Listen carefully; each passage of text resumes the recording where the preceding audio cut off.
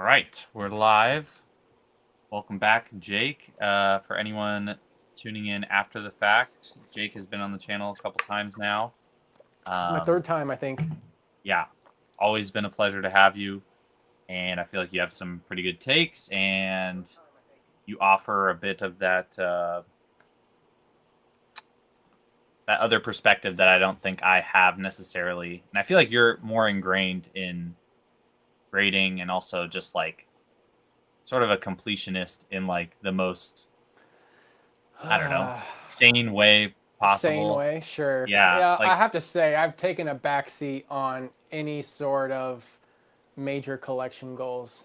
Um, but I appreciate it. I pride myself on my my grading experience as well as just, I don't know, time in the hobby really makes a difference. I think we've talked about that before. yeah. No, and like we were just talking about, I've been getting crucified over my grading reel. The irony of that is that people couldn't see that it was sort of a joke. Like those were actually from a PSA submission, but I did get like I guess like 40% or 30 to 40% PSA 10s. But yeah, I got destroyed. And even just looking at the because the last live I did, I was gonna see like could I send these to CGC and make a profit? Because at this point I'm in the negative on some nines, even though I probably got them cheaper raw. But the regular Vs are tough. When you look at Yeah. those pops, like a lot of them are less than 50%. They'll be like 30 to 40. What Vs did you send? I sent 2 Charizards, a Lugia, Charizard, the Vs as in Leafeons. the promos? No, Charizard from Brilliant Stars. Oh, interesting. I feel like, wow, I Dude, honestly didn't dude, realize that the Vs were more difficult. I think that and the Lugia might be the most graded alt arts now. Because I was looking at the PSA pops and it was like Lugia has over 30,000 graded, which is crazy. It has like 15,000 tens or some insane number. That's almost as much as Umbreon VMAX now, right? Like we're getting Yeah, I think Umbreon VMAX has more tens, but I think maybe less graded. Let me yeah, see. interesting. Well, I mean, I'll look you it up only now. have like three borders to base it off of versus the three. But I've always felt like Vs were easier to grade than VMAXs. Um, but there's variances. I've The noticed like a border is more huge. obvious on the V's though, so that might be it. I don't know. Yeah. I don't know if you've noticed this at all, Zach, but like especially in Lost Origins, I'm almost certain, I'm like 90% certain the second or third wave was printed at a completely different facility. Um, I've looked at so many like Aerodactyls, Giratinas, and a few Berserkers that are like the silver foiling is almost glossy and it looks cheap. I don't know how to Hmm. explain it. I wish Like I it's had missing the like a texture or no, like it's you know how like there's two different sides of like aluminum foil when you pull it out. It's like one side's a little bit more matte, one's a little bit more shiny. It feels like that where they're like shiny, but it looks kind of cheap. Like hmm, I don't know how else to say it, but I've noticed it mostly with Lost Origin. Not so much any of the other Sword and Shield sets, which I thought was interesting. interesting. Okay, so I'm gonna put these little banners on screen. I don't know how I feel about these things. I've tried them before. They're pretty Oh, distracting, but the old I'm gonna card leave them. shop. This reminds me of the Cardboard Hands podcast. Oh Now I yeah, feel like, dude, feel terrible for Josh. I saw yeah, his post. I That really sucks. you know what's scary is that it sounds like he might have been followed home, which is insane, and he's like probably like a couple hours out from the venue. And I asked him, like I had to be like blunt with him. I'm like, dude, why'd you leave that shit in your car? Excuse my language, but like, Yeah, oof. that's tough, man. I'm But hoping I'm anyways, hoping something. Yeah, I'm hoping there's a resolution to that. Like, I feel like I just had this conversation like a couple hours ago with a friend of mine on Instagram. He's a lawyer out of Oregon, and he's deep into Pokemon as well. And we were just like, man, I feel like as big as we are, we just get like the more, I don't know, we get the nastiest kind of people that just kind of come into the hobby as things kind of get crazy. yeah, I mean it's the times we're in. It pretty much lines up almost one to one to when you get more scalpers and people interested that normally aren't interested. You also get a lot of those bad actors that I think you get more bad actors probably than good actors when you have these big booms. Or Yeah. maybe there are people that become good actors, but they don't know why they're here for a while. But Oh, anyways, definitely. all A right. lot of So I that. want to get your pulse on this because I thought this was super interesting. Which was I'm going to share the screen for anyone who doesn't know what we're talking about. But earlier this week or last week, I guess, I'll try not to go through their name too many times. But for those who don't know, this is a Discord notification group that's probably the most well-known one. They essentially put out a post last week saying that, Paldea Evolved was going to be getting reprints, and they didn't really disclose which products or what was getting reprinted exactly. They said, PokeNotify can confirm that a reprint of Paldea Evolved has taken place, and our sources at several big box retailers have received inventory currently being stored in their warehouse.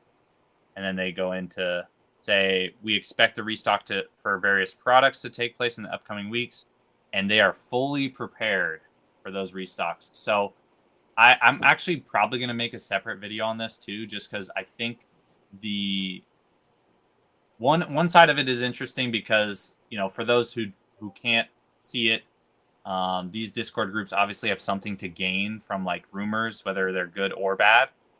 They want to get more members to subscribe to these services so that, let's say, even if they do drop product, they benefit from getting more people to sign up. But the other side of it that I think is more interesting actually is that once a couple content creators and even like big LGSs or people with distribution accounts started to poke holes in this a little bit, and they're like, we haven't heard anything from our distros, like these big accounts. We haven't heard anything from our distros about Paldea Evolved, at least booster boxes. And the other thing here too is that even in the post, they disclose like coming soon to major retailers, big box retailers, and so I think, historically, when people hear reprint, and Danny Phantom talked about this a little bit, people think booster box reprint. But I think the more interesting thing at this point is that Pokemon is like, it seems like they're reprinting as few booster boxes as they possibly can. They're trying to quench the demand with all these other products, shove ETBs, bundles down your throat. It really seems like bundles are their go-to. But I just thought this was interesting, and we do see like some selling pressure from this. So I was checking the prices of Paldea Evolved. I think on eBay they're down to like $330, and then on TCG Player they're still like $345, $350. But I wanted to get your take on it. But before that, I also wanted to just point out to people, and kind of what I'll probably highlight in the video, is that like I don't think Pokemon has a reason to reprint booster boxes at this point besides the price. And the reason why I say that is because they have the Z to A game coming out in 2.5 months in October, and the first mega set for the TCG releases in less than 2 months. So if Pokemon's shifting their focus to like these mega sets or even new SV era sets, Destin, Journey, even Surging, it seems like, I don't think they're really going to allocate. I don't think it would be smart of them for their goals to allocate their marketing dollars, their budget, to pushing out more Paldea Evolved booster boxes, at least in my opinion. Could there be additional product that Pokemon held back that's going through these major distribution channels or big box? Of course. But the time to reprint these sets or to market these sets, I mean, really would have been like at the beginning of the SV era, and everyone hated it back then. So, and then on top of that, the Paldea Evolved is in that G block or whatever that phases out next April, I think. April. So these cards won't even be playable. So the main reason why Pokemon reprints things is for the players, or maybe the collectors in some cases, but it's mostly so the players can get the cards they need to like affordably build decks and compete. And so I just don't see, like, I don't know. That's kind of where I'm coming from it. All the LGSs that I've seen haven't heard any rumblings of booster box reprints. And then I just felt kind of weird because like this original poster obviously has like everything to gain from people believing that they'll be able to catch like a drop, and they didn't disclose what products were going to be reprinted, and they included a photo with all products. They included a photo with booster boxes, and so I don't know how I feel about like the post itself, but I was just curious how you feel about. I'm curious how you feel about this, and then also like Pokemon's strategy. It feels like to not do what they did in Sword and Shield, especially early Sword and Shield. Yeah. Okay. Well, there's a few thoughts that come to mind. So, like, just hearing you talk about this, and I looked at Paldea Evolved, it'll be, it's what? It's a Let me little see the over release two date. years. Well, it was in June of like it's like the first or second week of June of 2023. I remember Yep, because that was Card Party 1. June 9th. And I remember boxes at Card Party were like 85, $90 a box, and no one wanted it. That's the first thing. And then I'm thinking about how old this set is. I'm thinking about these rumors, and I'm going, this reminds me of a lot of what people were talking about with Evolving Skies. And there was like this conversation that just kept getting circled about like a third or fourth reprint. I think I want to say it was the third. That never happened, by the way. It never, the third, it's like the third or fourth, if I remember correctly. It never happened, but the rumor circled for a long time. I also like to, like, this Discord group, I don't know how else to say this, is a net negative for the hobby. Uh, net negative. That's one thing. And you have to take stuff like this with a grain of salt and skepticism, because I think that, like you said, that this Discord server has a lot to gain by posting stuff like this. I think the images used are extremely misleading, and by saying reprint, I know that there's a lot of like gray when it comes to saying reprint, restock, um, like just those types of words and terminology in the space.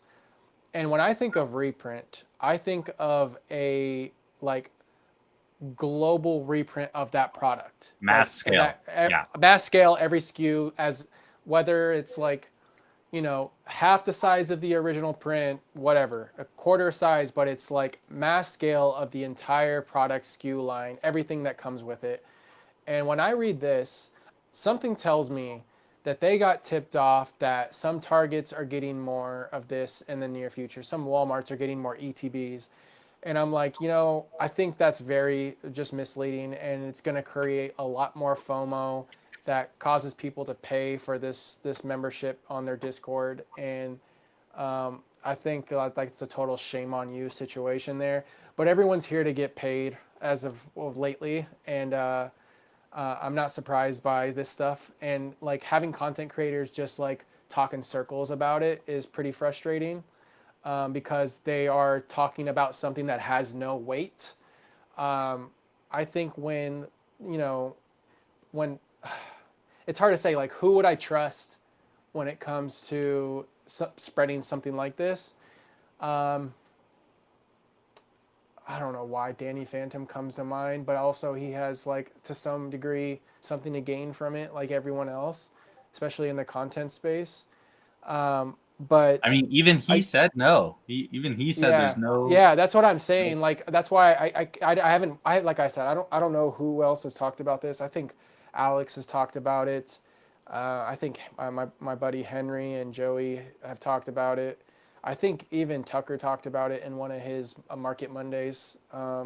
And just to like back up a little bit, I think like part of the thing here is that the word reprint is the most like emotionally charged word in the hobby. It feels like that's the one where you think of the doom and gloom or the opportunity to get in, but that's like, to your point, that's the big one. Like, and it gets thrown around so loosely that I think people are constantly buying and Yeah. selling out of pure emotion based on that word without knowing really any further context. I guarantee you there's people who saw this post and immediately sold certain products from this set because they thought they were going to be able to buy it back Oh, cheaper or Paldea whatnot. Oh yeah, TCG player. You can check prices. I'm pretty sure there was a dip on Paldea Evolved Yeah. booster boxes and ETBs. And all I based think, off of something like this. well, and honestly, the irony of this is, I think actually this is a credibility loss for them too. Like, in the sense Oh that, like, yeah, I agree. they they already have everything to gain from these, but like they could leverage pretty much any sort of, to your point, any of those target restocks or whatever that they have their monitor, their bots for. They could seriously at any point like frame any of those restocks to be. I mean, they probably, it wouldn't last very long, but I guess my point is, and I did watch again Alex and Eli's stream. They sort of mentioned this, where it's like there's no repercussions in our hobby for people that like just put out like false claims or false news. And so a group like this who has direct monetary gain from people signing up for their group, they could literally say that, there's Crown Zenith reprints when they're literally just like restocks of old inventory hitting target. I don't know. Yeah, I think one thing you should always be mindful of, and when it comes to the hobby, is like, and it's hard for people that are new, but like just keep an eye on when these types of discords or these communities like come come about, because I think that if this discord in particular were to be for the community to get more people access to product, I mean, why weren't they here before to some degree? You know what I mean? Like, to me, it's less about a community that they're trying to create and more of like just marketing, and it works. Like, don't get me wrong, it's a way to Well, build a I business in don't this think space. I don't think they necessarily push themselves as like a community focused group, which, Uh to be fair, because yeah, like if you just look at how they do it, it's sort of I like, so mean you won't miss Their anything. Discord. Yeah, I think from my perspective of just seeing their Instagram, and I assume their Discord has like a general chat and like community based channels where they try to get people. I have no idea, but I just think that this is a waste of people's time and money, and it's misleading. I think I've talked about this with you and Ern. A shout out to Ern. Uh, I think buying with the most confidence is key. I think that we're definitely like, I don't want to create FOMO either. Like, I also don't think a Paldea Evolve is a great buy right now. If whether that's for your, at the end of the day, it depends on what your goals are. If you're just looking to collect, if you're trying to invest, I think there's other opportunities. But how Yeah, much? I Yeah, don't how think are they? now after it's up 345. 4x Yeah. or whatever is the best opportunity, but Yeah, um, and there's also like another thing to consider is like, did they want to fire sell a bunch of Paldea Evolved? Like, did they want to like dump a lot, and by spreading, like, who knows? Like, there's all yeah, these no, we could possibilities. go in circles about it. I was just Yeah, curious because I don't. I don't put It's any sort weight of, into it whatsoever. well, I had a moment, and what's funny is like I have, okay, so I'm gonna disclose this in the video too. I think I have one case of Paldea and then 6 or 7 loose boxes. The case I I have got, one case. yeah, the case I got for like, it wasn't MSRP or like down when it was like 80. I think I paid 750 for the case, so like just over 100 a box or something. That's what I paid for my case too. Yeah. And then most of the loose boxes I got between 180 to 200, which at the time felt really, really high. But I was like, you know what? I'm okay, because I got the case for a little bit lower. But I mean, I don't know. I don't see what they. My point in bringing it up was like, it made me in that moment think like, oh my God, I'm kind of panicked too. But like, I wasn't even planning to sell at all. But it made me think like, it's just interesting how charged some of these posts can get, and they can sort of leverage I mean, rumors it to also their own shows the benefit. type of paper hands we have in this hobby too, Yeah, right? yeah. Like, it just Well, goes yeah, to that's show that that's the just like irony is this people say, oh, I'm us. gonna hold this Yeah, forever.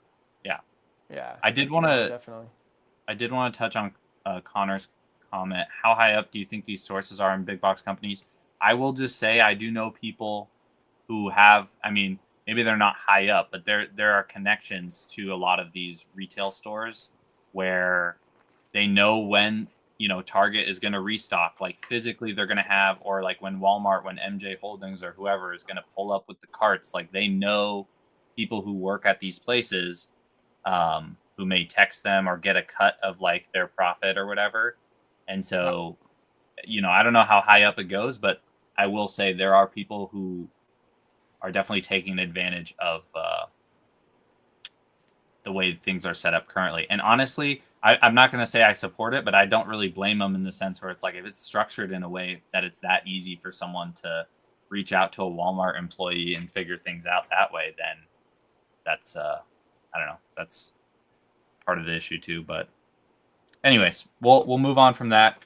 I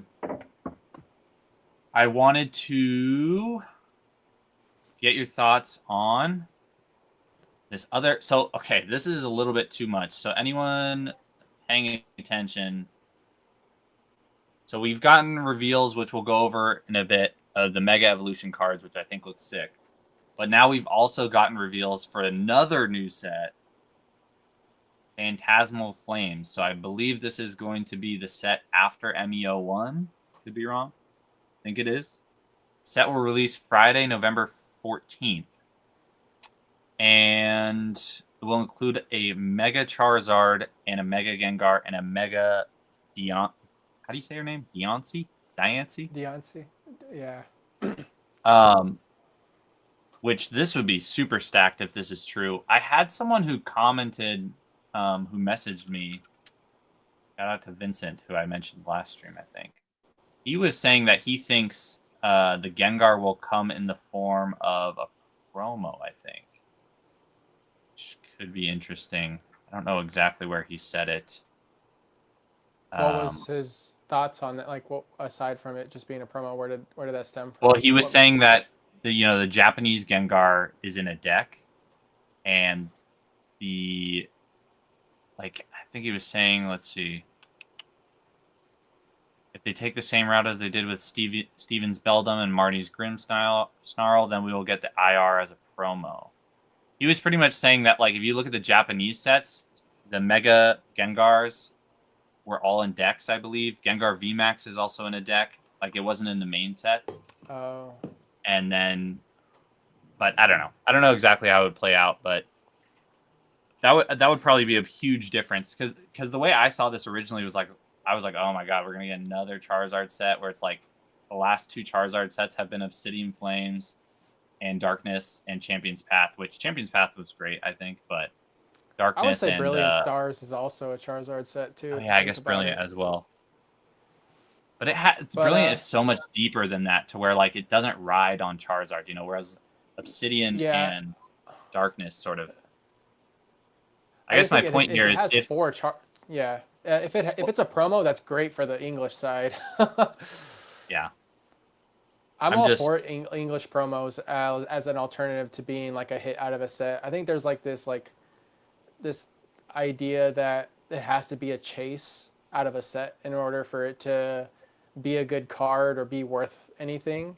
But like history has proven that theory wrong with a lot of cards. So yeah, in this market. I think as someone who pretty much likes sealed product more than singles at this point, I selfishly want it to be in the main set, but I also agree with you that I quite literally refuse to deny anymore that infinite population promos can't do well over time. So whether they print 1 billion of these Gengars or not as a promo, I mean, you just see it with the stained glass birds. You see it with the Greninja Gold Star. I mean, all these ones where it's like these were dollars or cents at one point, and now they are tens of dollars, 20 hundreds of dollars. A lot of the old Pikachu Sword and Shield promos, you could have gotten them for super cheap. They're $10, $20, $30, $40 now. So I'm with you in terms of even I wanted to show you though, just because I was curious. I was looking it up before. Look how nuts this is, which is for whatever reason, whether it's I don't know, just how the market works or not, whenever we get announcements for new cards, there always seems to be movements on the old ones. And so I took a look at not only the English, but the Japanese Mega Gengars as well. I believe, let's see, this is not the one I was thinking of. Thinking Is of the white one? well, yeah, this one. So there's a Pokemon Center promo for the Japanese side, which is crossed. Last sale's $1,000. Oof.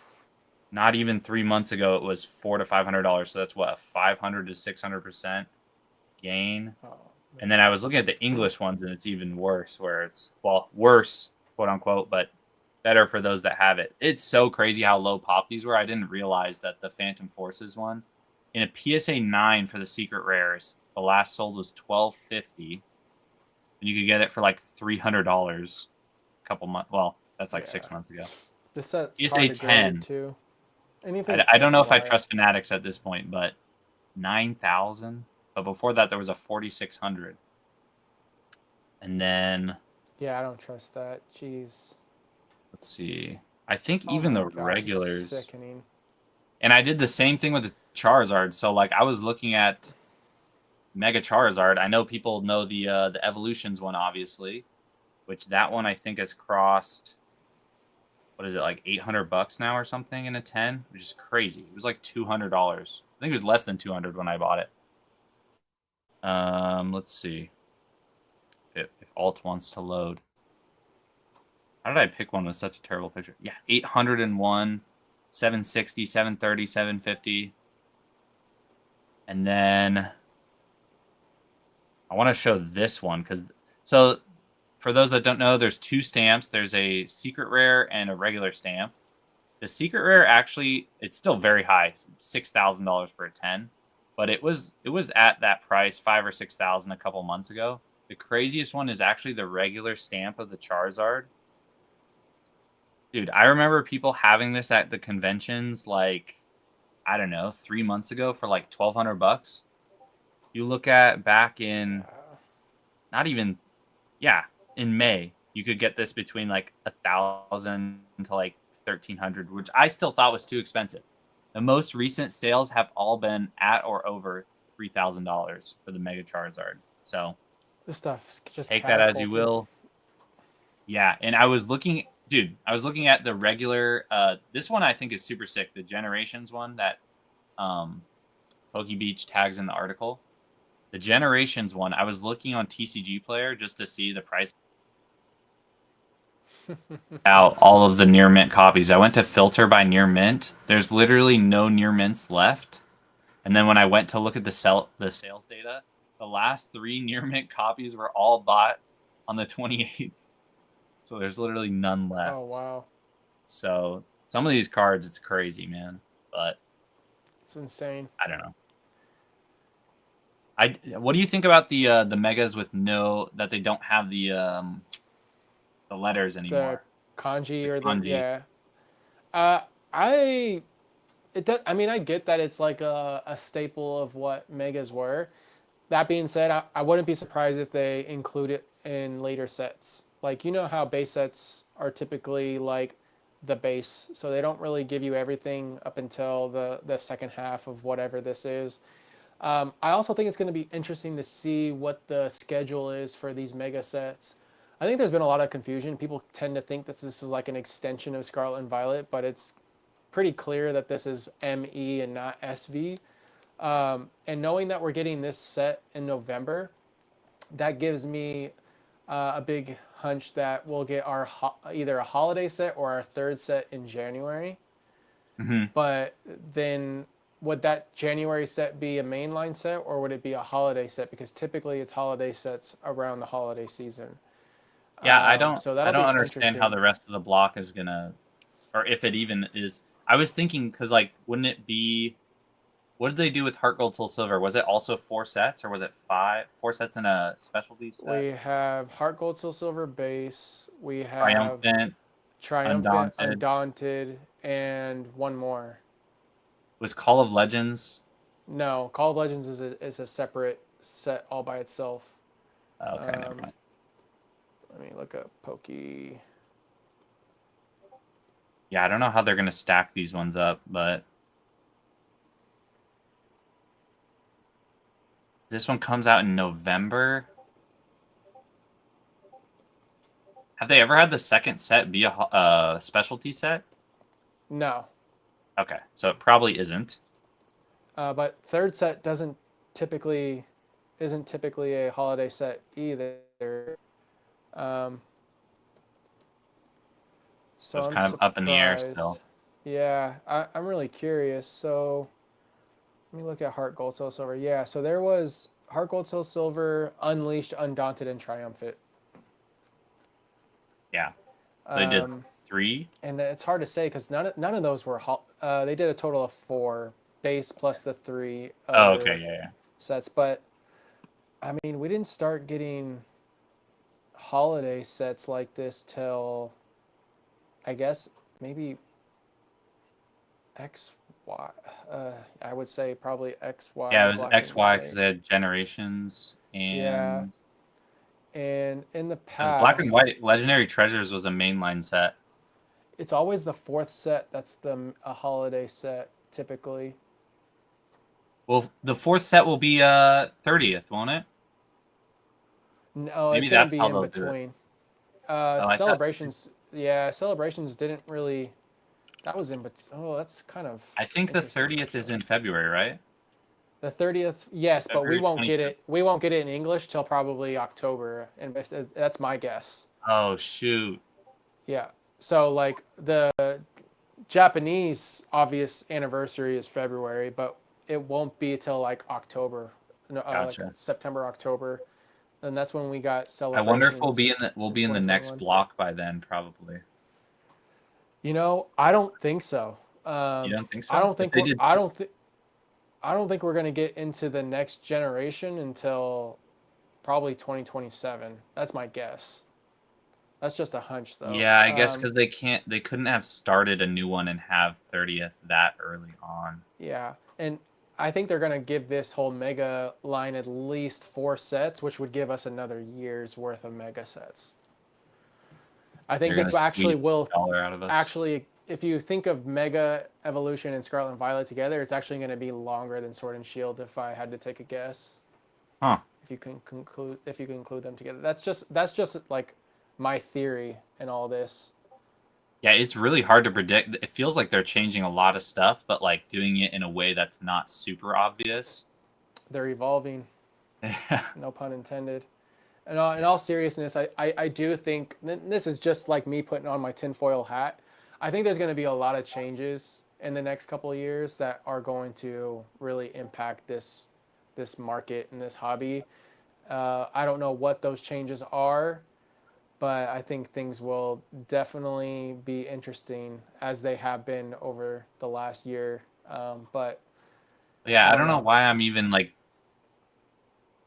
I don't know why I was even questioning it. I forgot that this article literally has the upcoming sets after. So Inferno X. But what's confusing is Inferno X is a standalone set. Oh. Oh shit. So this kind of What does answers it say? what Vincent was saying, I think. 2 pre-constructed decks named Starter Set Mega Gengar EX and Starter Set Mega Deontay EX. So this might just be a That's in solo Japanese, though, Charizard right? set. Yes, actually you're right. So maybe this could still And I be think Inferno X, in these English all of in a these single set. names, does this say specify Japanese or English in the article? But because my guess is that these are the Japanese names, not the English. Unless they're doing what they have done with Black Bolt, White Flare, and just keeping the Japanese names the same as the No, English now I think going you're forward. right. What's weird? I mean, it was weird that they called the base set just Mega Evolution. That was weird to me. I thought they would do like, I don't know, like they have Mega Brave, Mega Symphonia, and then in English it's just Mega Evolution. It's kind of odd. So August Mega Brave, September we get Inferno X. Yeah, this doesn't have the English. I believe we Yeah, get Phantasmal our Flames is the English set, okay Phantasmal Flames. Then we have which is a Ninja combination.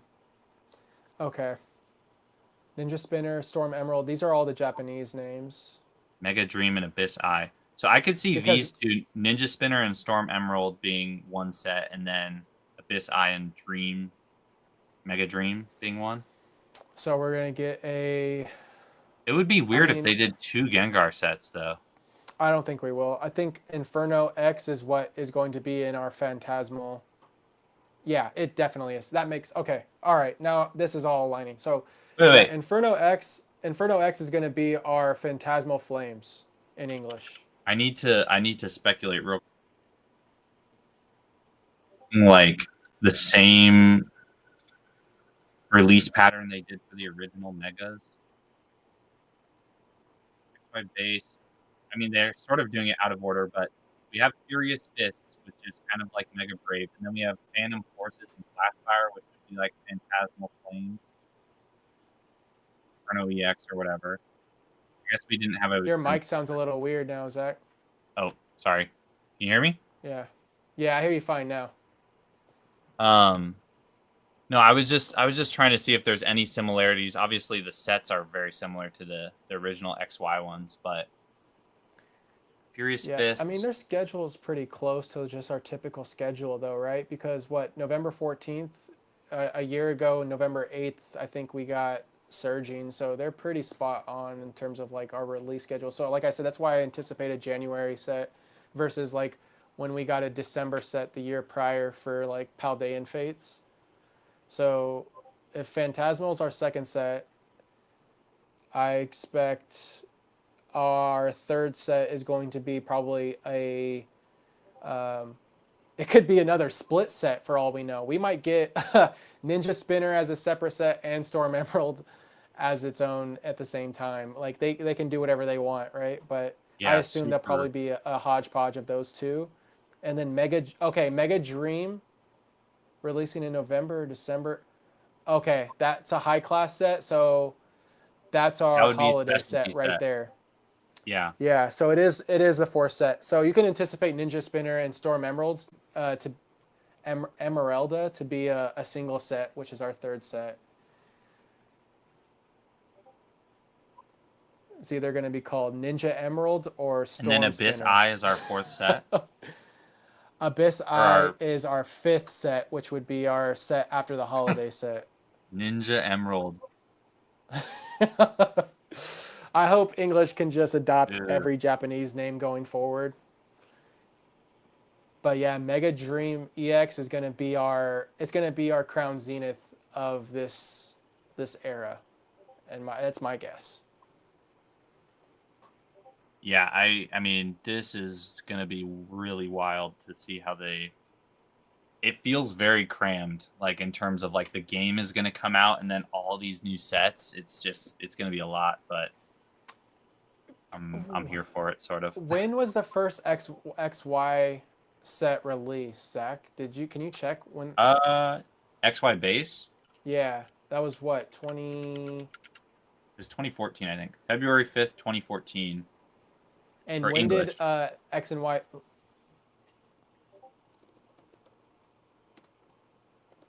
You said February what of 2014? February 5th, 2014 for the English, and then December 13th, 2013 for Japanese if you want both. But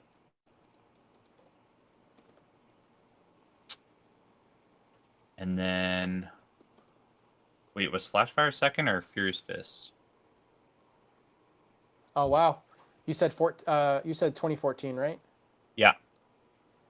They are ahead of schedule, baby. So the Pokemon game for XY came out in October of 2013. So the TCG, and I think this got brought up before, but like, I think it might have been a non-TCG, but he mentioned that they're trying to align the games with the TCG closer to keep the momentum going. And sure enough, they're doing it by kind of releasing the TCG for the mega sets prior to the games. Because, all right, so we're getting the games in October, which we'll see a lot more megas, which is why we're probably not seeing any new megas in this first set. We'll see a lot of new megas in at least the second set. So, I mean, there's so many theories, right? So with Phantasmal Flames, we'll start seeing some of the new Mega SIRs or like new Megas in general in the TCG. I don't think we'll get any of the new Megas in this set, in this first Mega Evolution set. Yeah. And that is a good transition into the. Well, let's actually pull some of the comments and then we'll transition. Yeah, yeah. Um, let's see. So what set is going to have Mega Dragonite or Mega Feraligatr? That is a good question. I'll probably Ninja Spinner or Storm Emerald. I feel like those two would be like I could see Mega Feraligatr and Ninja Spinner, and then Mega Dragonite and Storm Emerald with Rayquaza. If not Mega Dream, Mega Dream, Yeah, whatever Mega it Dream. was. Yeah, that high that's gonna class be set is awesome. going to be nuts. Yeah. Yeah, I like that name a lot too. I don't know if I agree with that, Grimer. You think that we're gonna wait 3 sets into the TCG before we get a new Mega card? They'll probably release a lot of new ones in the high class set, I'm sure. But I feel it's so weird. Like Yeah, if but I that's not honestly, till next they've December. got to drag this era out way longer because I don't see how they're just Oh, gonna that's like. this year. That's this year. I Yeah. don't see how they're just gonna abruptly cut it. But while we're going through this, I'm gonna pull up the. So I feel like everyone has seen them probably because they've been blasted on every social media channel. But PokeBeach pretty much posted the summarized synopsis of all of the new. This is from Mega Brave Mega Symphonia, so the first Mega Evolution set we're getting. I haven't Pretty even much looked at all all of of these the. myself. I haven't seen a couple of these either. Like I saw there was a Marshadow. This one looks sick. I'm gonna go through them So with maybe you. we can go through these from the beginning. So this is this is Mega Brave. So this is the Lucario set. So they have the Bulbasaur line. They have an Executor, which looks pretty nice. The that's Vulpix. great. I love that. Riolu. The Executor is fire. The Marshadow. Marshadow's. Forget that. Is this Stonejourner? That's a pretty cool like art style, actually. Yeah. Who is that? Can't even see it. Kaijo? I don't know. It reminds me of like almost like I don't know, something I'd see in like Love, Death, and Robots or something. Yeah, I can't oh, that's true. Can't freaking this ad is blocking me from scrolling. Then we have a Spiritomb. What is this guy called? That's it's graphite. What's that graffiti? I forget the graffiti Pokemon's final form, but that's the base. That's Steelix, man. God damn it. Days. That Steelix is so damn good. Yeah, this might be one of the best Steelixes ever dropped. Since like the EX Steelixes, I feel like. Dude, I'm convinced that they've had every Kanto Pokemon as an illustration rare before 151, and I'm just upset that they didn't just put them all. Because this Spearow, I love it. This is what Chanji said is Johto Jake's going to be hyped for all the 151 ARs we get now. Yeah, that and Strudel. Honestly. Brutal. Yeah. Okay, we got Spearow. Gumshoe, right? Yeah. Kind of a weird one. This looks like it would be in like Destined or something. Yo, Loki. Okay, I'm not to get political, but he honestly looks like Donald Trump right there. Yeah, no, seriously, and I'm pretty sure, I'm almost certain that hairdo is inspired by Donald Trump. Like that's actually. Pretty funny. And then we got some of the full art. So these are actually pretty clean. The pictures, the Mega Venusaur EX. What do you think of these? They're definitely taking from like the Memorial Trainer like partner Pokemon full arts. That we from got like Journey and Destined. I like it. I think it looks. I mean, it's a little bit busy, cool. But I think it looks cool. I don't know if you noticed this, but in the SIR of this Venusaur, in like the shape of like the flowers, you see like a almost like a deformed Venusaur, like distorted in the bottom like left of the. So this is what it's like almost looks like, but not as clean, I guess. Half its body is in the Ivysaur artwork. Too. Mm-hmm. The Camerupt is an interesting. Is that an SIR? It is. No, no. An SR. It's a SR. These next few are all the full art, so they're packing. The Lucario's sick. The colors are really nice. Lucario looks great. The Absol looks great. Absol. The Mawile. Yeah, I love how that's the thing that they are definitely taking inspiration from the original XY sets is like having all those like super vibrant. This reminds me. So I brought this up. I think maybe. I don't remember who I was streaming with that I showed the Dragon Ball cards, but they do the same thing. Supreme Berserker. So maybe Pokemon got inspired by Bandai. But you see how they have like the character in the background as well? Yes. And these were like fan favorites for a long time. These are not even the top rarity of these sets. Yeah. I think it's interesting they're doing that now. The Mega Absol, low key, like between this and the SIR, they have made me a fan of Mega Absol where I wasn't really before. You know, I don't. I'm pretty sure you might have had some conversations like on Instagram with Quilly. Drew, he's a friend of mine. Absol is his favorite Pokemon of all time. I sent this to him last night, and he said, "I will be owning every single one of these." Like, and like he's just gonna buy up every copy he can. Like, Yeah. it's a cool one. I love like the special illustration rare of it because it reminds me of gargoyles. Yeah, no, and someone actually, Vincent, again, the guy I was talking about, he pointed out that it actually is the same exact ledge that Dark Marowak is on, I believe. Oh, no way. Yeah, so anyone who knows the OG artwork here, if I can get a better picture. Okay, that's a good picture, actually. So this artwork from, is this what, Team Rocket Returns? Yes. Open. Yeah. So anyone who can see here, you can see that pattern on the ledge there. If I go to, I guess we're jumping ahead a little bit, but the Mega Absol SIR, it is literally the exact same ledge that he's on. And they're both done by Arita. Wait, is that Arita? Yeah, there we go. I was gonna say this looks like Arita, and sure enough, I love that. This is probably like, I love the Gardevoir so far, but who spotted that? That's what I was saying. This guy Vincent, Dude,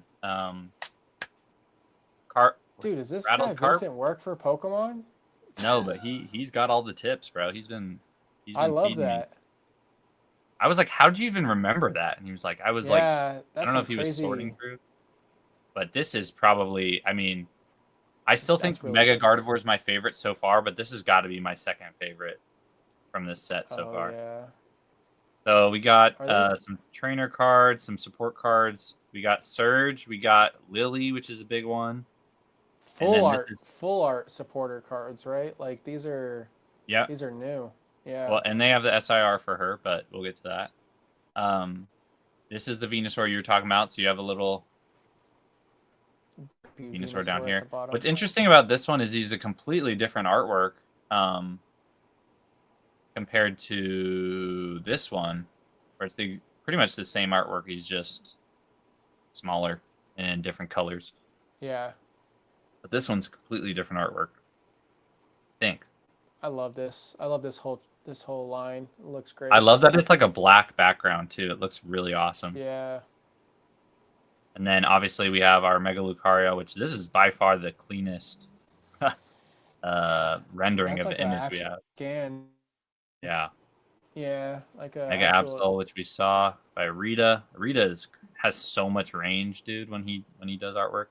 I don't know how I feel about this Surge. He looks like a Ditto or something. I love it. You do? I love it. It gives me like old Nickelodeon. Yeah, it gives me like old Nickelodeon cartoony vibes. Like I don't know how else to explain It's just crazy how we go from this to this. Yeah, I love the range. Yeah. This Lily, which looks really good. Oh, that's funny. Yeah, the Shuckle is so good. It's one of my favorites. Yeah, we'll get to that in a sec. Okay, let's look at the Shuckle just real quick. I do think this one reminds me of like a children's book or something. It's really cool. Yeah.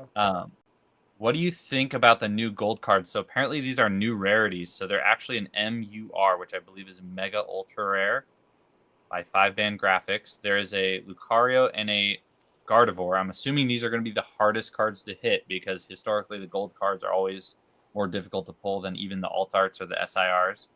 But this is the first time, I believe, in several generations where we've got a unique gold artwork. Usually it's just a complete copy of the full art. I believe the last time and the foiling itself looks different. This reminds me of black and white. Was it Legendary Treasures that they had the gold? Let's see. Gold Zekrom Reshiram. Is it Legendary? These are going to be so hard to see. I don't even... Image. Yeah, it's going to be impossible to show these. Oh, yeah.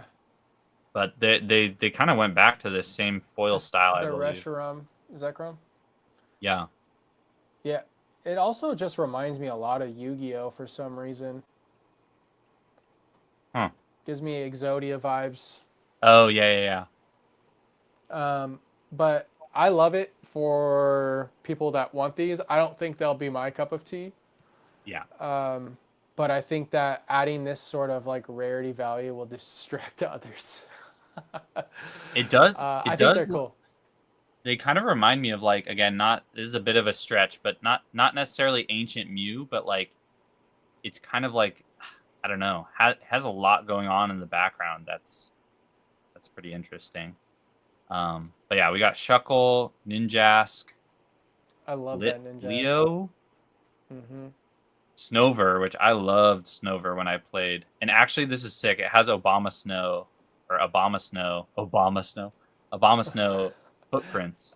Footprints. I love that. I believe there's a Mega Obama Snow, but I don't think it's an SIR. I don't remember what this Pokemon's name is. Claw something. Can't remember. There's so many Cleaver, Kingler, Claw, whatever. It's like Yeah. Inteleon, sick. Heliolisk. Mm-hmm. Got the Alakazam, the Shedinja. Shedinja. I have not actually seen this. Wow, this is a crazy one.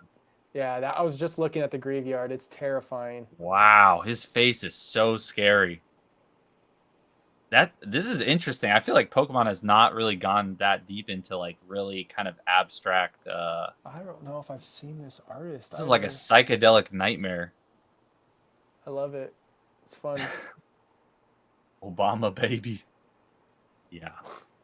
Delibird, which this one I think everyone's saying looks like Santa Claus. God, it's crazy how like it felt like we had just a couple reveals and now just everything drops at once. Yeah. This is Beware's first evolution. I forget the name. Here's the Mega Obama Snow. And Mega Manectric, Mega Gardevoir, Mega Latias, which I was so hyped to see those were real cards. And this one actually Latios. So they have the regular. I didn't realize. Yeah. They have the regular in the background. That is awesome. Latias is so wholesome. I can't even tell the difference between Mega Latias and Mega Latios. They look identical to me. Yeah, Mega Kang. I love the colors on the Mega Kangaskhan. Yeah. It looks so good, especially the SIR. Yep. You got a rare candy, Acerola. I don't know this trainer's name. God, there's so many cards. Mega Gardevoir, Mega Latias, banger. Mega Kang, Acerola, SIR. This dude again. The Gardevoir. Okay, these are all. We're now bleeding, I think, into the beginning. This is both sets, isn't it? I think we went through both sets. I wonder if some of these are getting pulled out, though. How come? Something tells me not. I mean, we'll probably get stuff pulled out and put into other products. Maybe an illustration rare, maybe even one of the SIRs. I wouldn't be surprised if we see like an illustration rare and a text sticker. Oh yeah. Or good point. Some sort of collection box with an SIR. Like that. There's a lot in here. They usually pull like one of the better. It's usually not the best, but like one of the better ones they usually pull in. Yeah, I really want to understand the thought process behind adding the Alakazam as the ETB for the Gardevoir Mega Evolutions ETB. I thought that was really random. There's got to be a reason behind it. Oh, okay. I'm All so right. far on I'm the gonna chat. go ahead and say we're gonna get like a Mega Alakazam in this block as an SIR. Oh my god, that's such a good point. I Yeah. wouldn't be surprised if that's in Abyss Dream, probably, That makes a because lot of sense. Alakazam came in Fates Collide at the very end of the era in XY. Yeah, that Gardevoir is something else though. This is the first time I've seen it as a Illustrator file. Oh, this one? Yeah, this card is Dude, nuts. this is my favorite card that's been leaked so far because The I mean, colors are the absolutely detail is insane. insane. You have Ralts, Curlia, Gardevoir. It's Yeah. like, I mean, it's nuts. If you have like if you grade this with the SIR from Scarlet and Violet base, the shiny from Paldea and Fates, and then this, that's gonna look. And then Well, you I got do a like message. obviously Ralts. Yeah. That'll look good. You got a message about what? No, I was saying I got a message from my friend Eric who like exclusively collects Gardevoirs, and he was like, "Yeah, now's the time to start picking up some of the SV era Gardevoirs, probably I have two of Paldean each in a Fates 10, and I think. from SV base and Paldean Fates." Yeah, I have two of each. I really I think that Gardevoir has always been underrated from Scarlet and Violet base, like even to It this tells a date. story for sure. Yeah. Um, even the SIR from Paldean Fates, that card was severely undervalued. I mean, I guess not undervalued, just like not like top of mind for a lot of people. It was like an $80 10 for quite some time. Mega I Kang don't is know. my chase. Love battling with the mother son combo. Yeah, I want to look at the comments. I haven't been paying Yeah, attention so this time. Shawarma says no cards are being pulled out of for Mega Evolution other than the Lucario and Riolu for the ETB promos. I don't know how they're confirming that, but I won't I won't say anything until we actually see the set. But I mean, Pokemon's NSIRs good were about. listed in the press release. 6 Pokemon EX, 4 trainers. Oh yeah, let me look at Pokemon Press. They definitely. I guess we'll have to see. Yeah. Oops.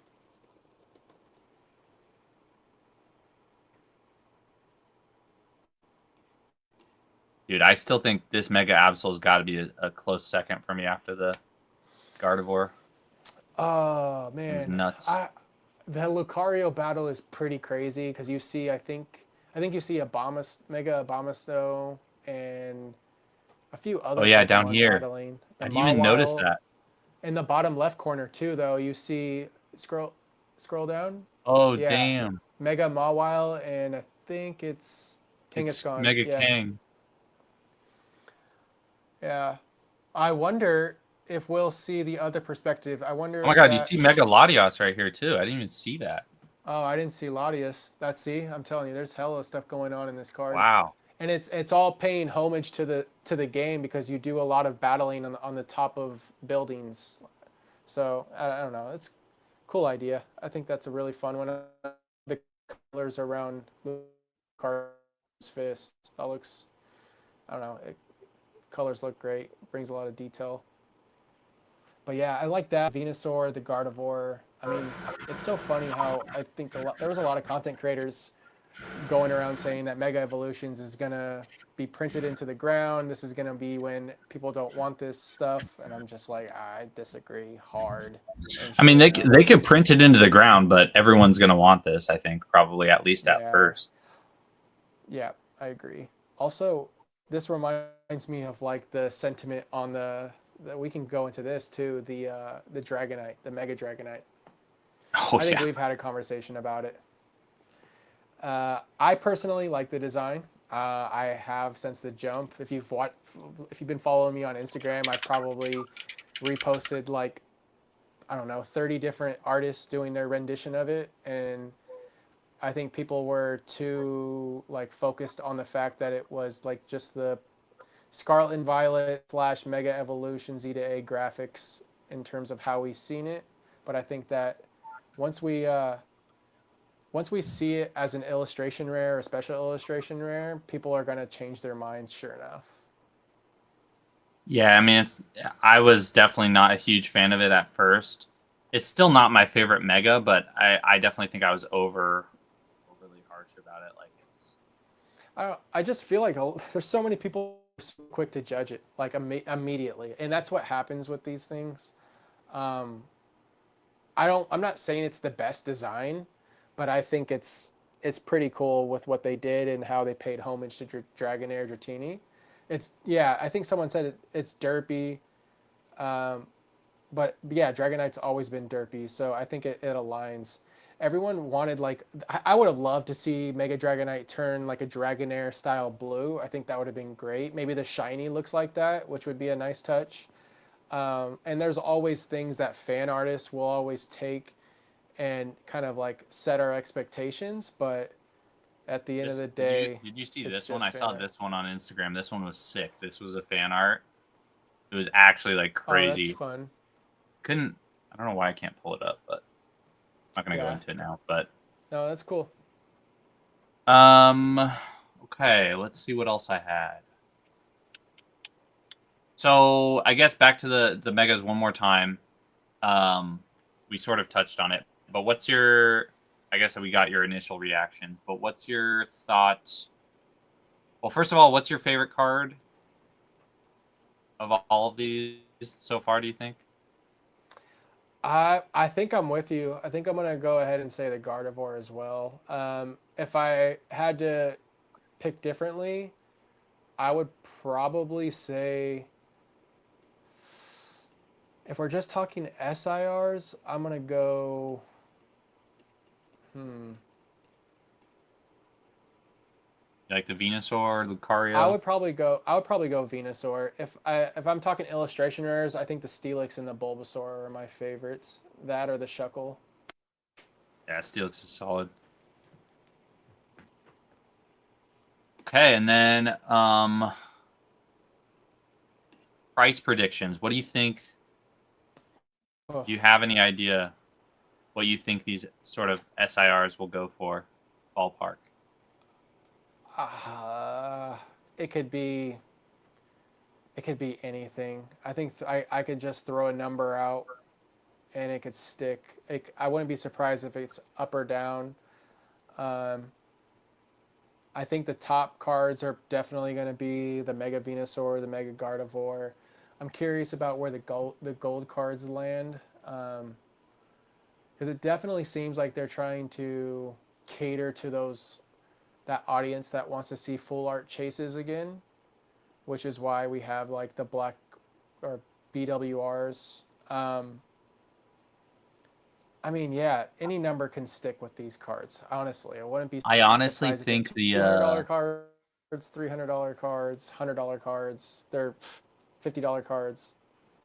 I think the Latias or the Lucario probably will be the most expensive. I'm guessing, just I'm due to gonna the. judge anyone that prices I like the Latias that high. Like I don't know. It's a cool one, but it's like it it looks like box art. I don't know how else to explain it. Like Iga was one of the best. Don't get me wrong, but like that's not their best work in my opinion.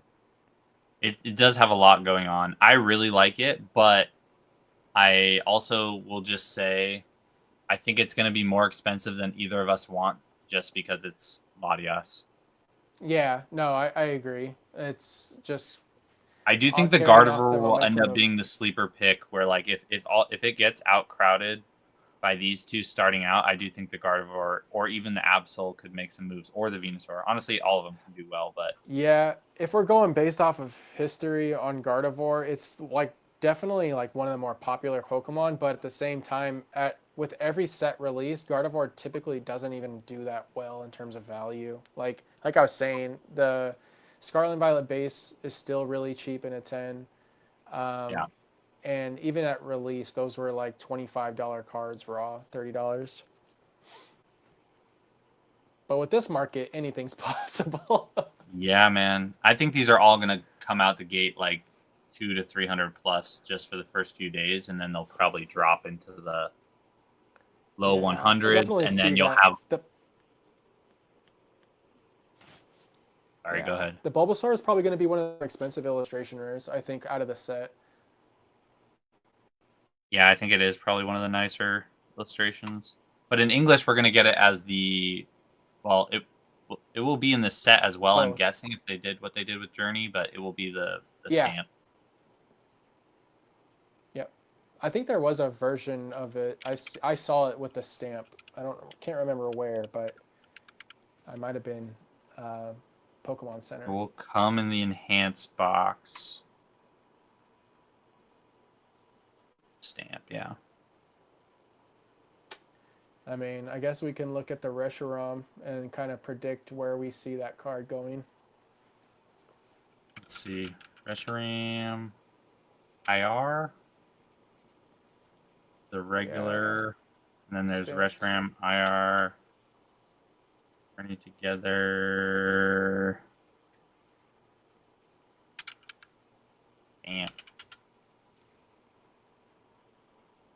So ends Reshiram right now and near mint. It's like $17. The stamped card is about 20. And I think this one will probably continue to gap up over time.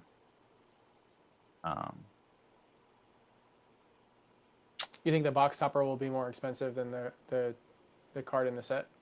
Yeah. Like it'll continue to spread? I think. Interesting. Yeah, I think as they reprint these sets, that probably will end up being the case. But I don't know. It's hard to tell. Yeah. If they print 1 million boxes and it's hard to pull certain IRs, then that could also be. I know for Journey, at least, I think that's going to be the case because they don't have very many IRs. Yeah, there's only like 15. I think something small. Yeah.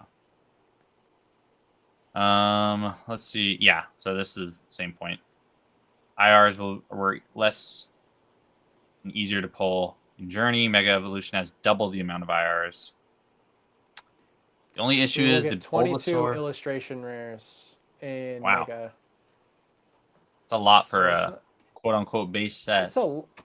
Yeah, it's definitely a lot for a base set. If we're comparing it to Scarlet and Violet base, which, only had, I want to say like 12, 15. This is a good point. Bulbasaur is way more popular than Reshiram, which sounds controversial, but like there's going to be a lot. if you look at the stats on like I went over this last week with Mushu, and like Bulbasaur is like continually one of the most highly voted Pokemon for the starters. The Mega Set will be more hype than JT was, yeah. Okay. Actually, sorry, go ahead. Oh, wait. No, I was just going to count how many. 1, 2, 3, 4, 5, 6, 7, 8, 9, 10, 20. Oh, wait, we had more in base set. Actually, yeah, we had more in Scarlet and Violet base set than we did in this. In Mega. There's more IRs? illustration rares in S. Yeah. What? Yep. There was 24, not including the ETB promos. Let me see. Yep. So. Yeah, you're right. So 24. much for that. All right. I want to now transition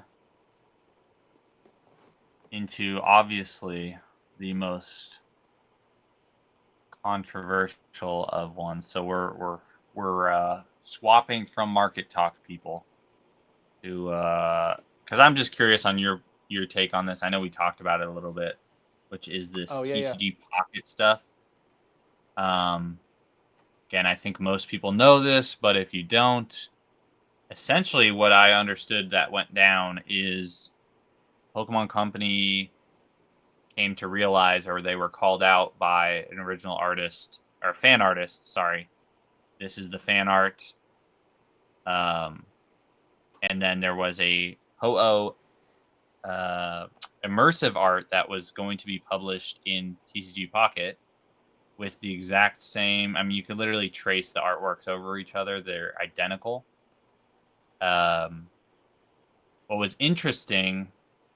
Well, actually, first, before we go into that, I want to know what your initial reaction to this was. Because to me, I was sort of surprised that Pokemon didn't catch it. I feel like they're pretty smooth on their feet with this sort of stuff Yeah. usually. So when I initially saw this, I immediately took the images and then layered them in Photoshop to see like how they actually align. Now they're very, very close, but obviously there are some differences. They're minor, but they don't like it's not like a one for one. Right. Which definitely like when I thought I was really sad because this artist has done some incredible work in like Sword and Shield era. If you're not familiar with this artist, so they did all three of these, which is crazy. I was thinking of there's Zerork. I really love this card from Crown Zenith. Oops. And Yeah, obviously they did. the Greninja promos, another big Yep. hitter. Like And I love the all these Ninetales cards, and so IR. to think that there was like an artist that potentially just like trace someone else's work was unfortunate. But it sounds like, which I thought was really interesting because they kind of gave away a little bit about their process in um, that message they shared. I sent you like Oh it yeah, was last night. I'll pull that up. Um, yeah. For anyone that did not see, they So released Pokemon a press Pocket. release. Yeah. Um,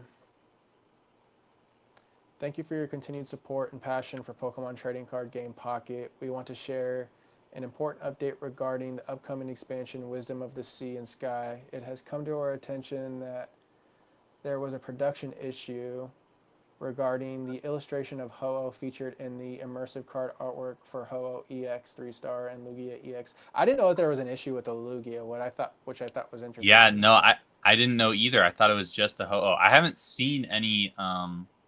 No one I'm called it sure if out. I I wonder if it's an internal thing that unless people have dug. I mean, the internet moves fast, so I wouldn't be surprised if it's already been dug up. But this I actually found out like from people reposting the artist originally mm-hmm. before I even knew like that it was even going to be used in Pokemon Pocket. I guess I just saw that the original artist was like, "Is this real?" Which again, there's some questions around can Pokemon use people's fan art because it's their IP, but it's another thing to say like another artist claiming it's theirs. I feel like. Yeah. But yeah, so after our internal review, we discovered the card production team provided incorrect reference materials as official documents to the illustrator commission. So that's interesting they say that because the reference material, in my opinion, would have been the original before it like gets all bright and shiny and stuff.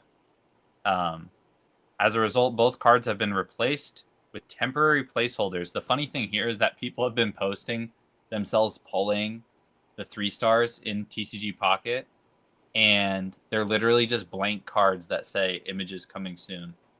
Just I super thought that was funny. funny too. They just have like default text. The team is actively working to replace with new artwork as soon as it's ready. We're also conducting a broader investigation to ensure no similar issues exist elsewhere in the game. So whoever probably QA'd this or QC'd this probably got fired or a big wrist slapping. Yeah, no, Uh, 100%. all our players, we take this matter very seriously, committed to strengthening a quality control process to prevent this from happening again.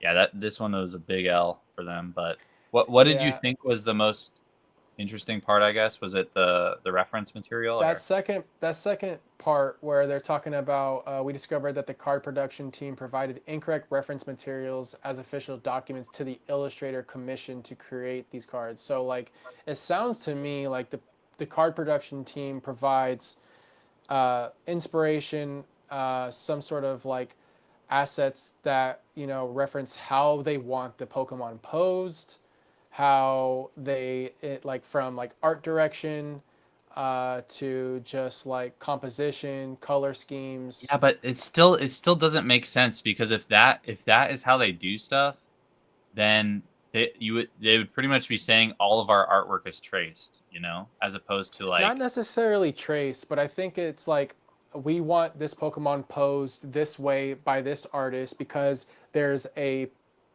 Lugia counter card that's going to be posed the opposite way by this X other artist. So like the artists that are in charge of creating the final asset are taking what Pokemon's provided them from a production standpoint so that they actually align. They might be done by completely different artists, but at the end of the day, they have some sort of symmetry that they're shared between the two with different art styles. And I'm pretty sure the Lugia is by a different artist, if I understand right, or is it the same I didn't artist even as well? see. I saw the Lugia artwork, but I just didn't see like And if it is the same artist, then that makes even more sense.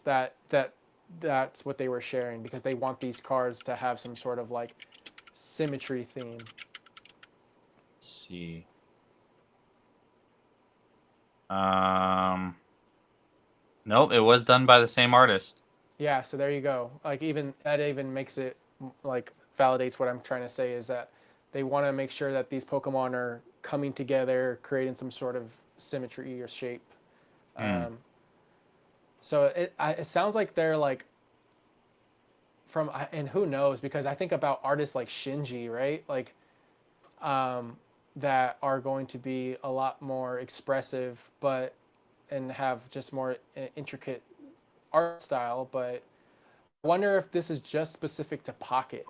If this is just because these were the immersive cards that had to go beyond just the static asset where they like expand out and there's motion involved, um, which is probably why the production team had a Yeah. little bit So more.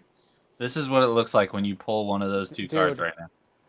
man, the memes that are gonna come out from this, I can't wait for someone to print this card and put it in like a pack and just go off Oh on my reels. god, Cause look at this. Sparkling yeah, new art soon. that's so bad. This Yeah, is the it's state. This man, I swear, every day there's something new in this space. I love it. so But crazy, yeah, man. I actually hadn't been paying attention to Pocket for a while now, but I decided to like look at some of these cards in this set, and it's crazy how driven it is by Johto. There's so many. The Togepi card, it looks great. There's a lot in there. I'm just like, A come on, lot of people are Remus, dude. commenting that they're just like shocked that Pokemon even acknowledged it. Yeah, no, I'm with you on that. It just blew up though because like a lot of different companies started making blog posts about it. I Oh want to yeah, say IGN or Kotaku, yeah. one of them did. IP as big as Pokemon, and you can make a slander article on it for what, in my opinion, they're pretty spot on in terms of like not having too many slip ups. I know they had the crazy one with prototypes last year, but that wasn't really like the brand. It was more so like one of the original creators. But Yeah. this one was a big slip up in terms of just like getting passed through and no one caught it because they've got to be doing like reverse. Actually, I guess if you're right, if they're using it as reference image and they're getting something that's pretty close, it's probably going to be pretty similar to the original. Yeah.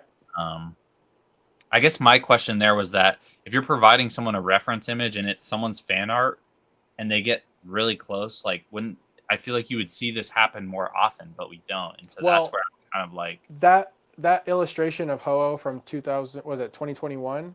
yeah. That's official Pokemon license, like a illustration. Like Pokemon owns that, so But they I paid that assume artist for that back then. I believe so. I don't think it's because that's a I think that's a it's like a part of a statue, right? Like that illustration is Um. like a or was it Oh yeah, you're right. It is a statue. I think. yeah. I'm pretty sure I've seen this product before, like the actual Yeah. physical one. I think this is Let me just see if I can find it. the flat design of it. No, I think you're right. I'm pretty sure I've seen it. Uh, yeah, this one,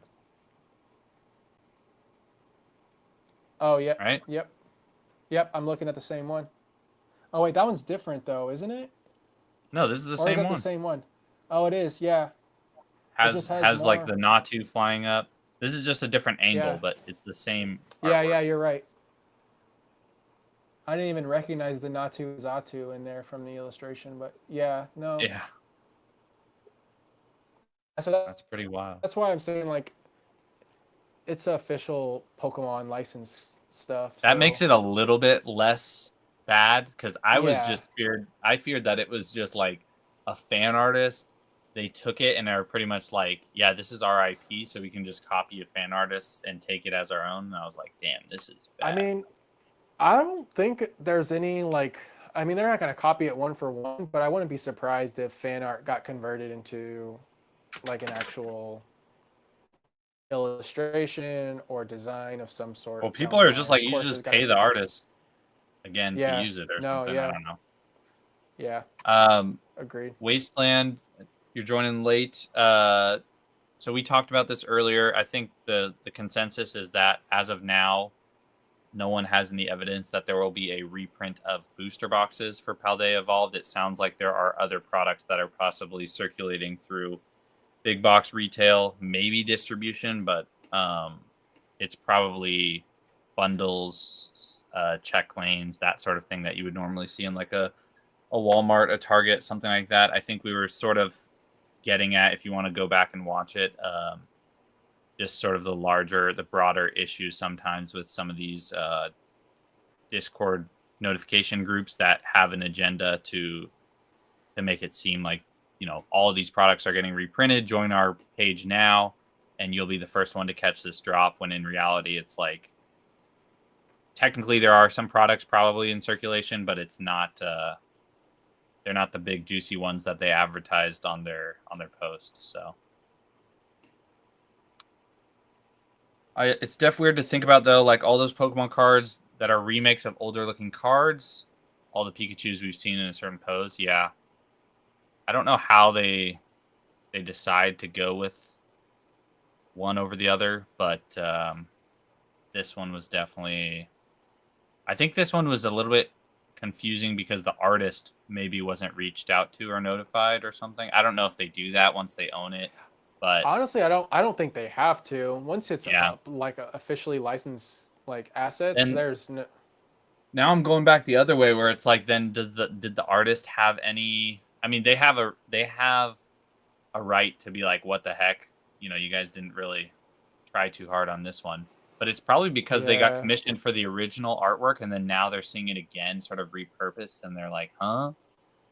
But I don't know. Yeah, no, I guess that's probably the only thing. Yeah, I agree with you there because it's not like a one for one. It's like they hired an artist to sketch it in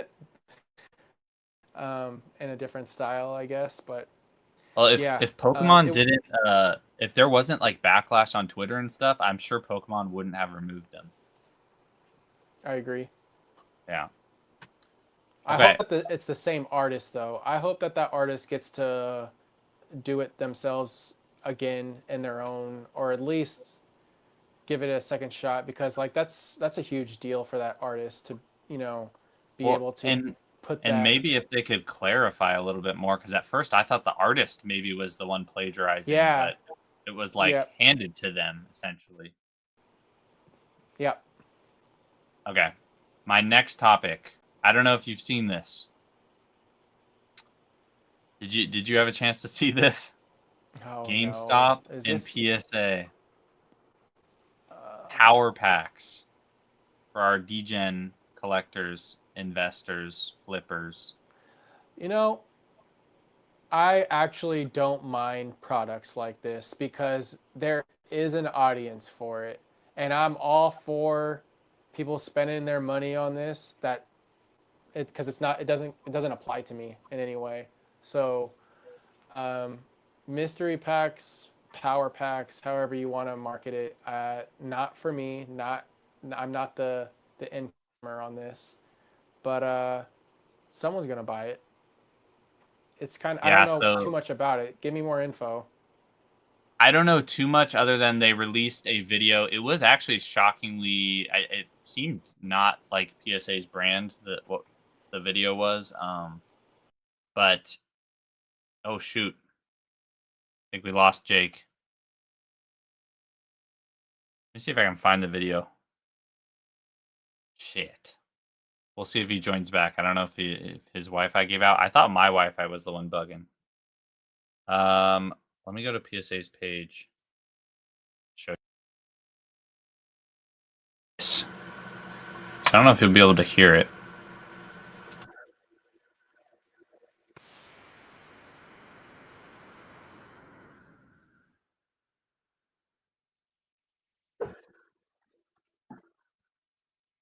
Let me know if you guys can hear this.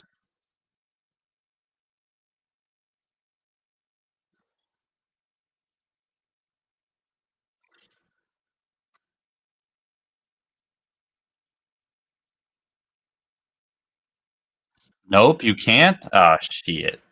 All right, well, moral of the story is they're doing, I believe, in-person.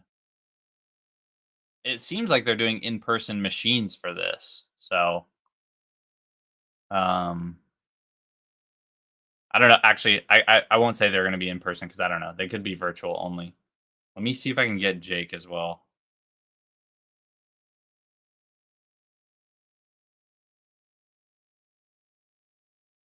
But I just wanted his take because these are essentially, I don't know if any of you have seen Courtyard IO before, but it's essentially the same thing, I think, where you can buy you're essentially gambling on like a tiered pack to see if you can get good cards. I don't mind it in the sense that like people are already doing this stuff on Whatnot with like mystery packs or whatever.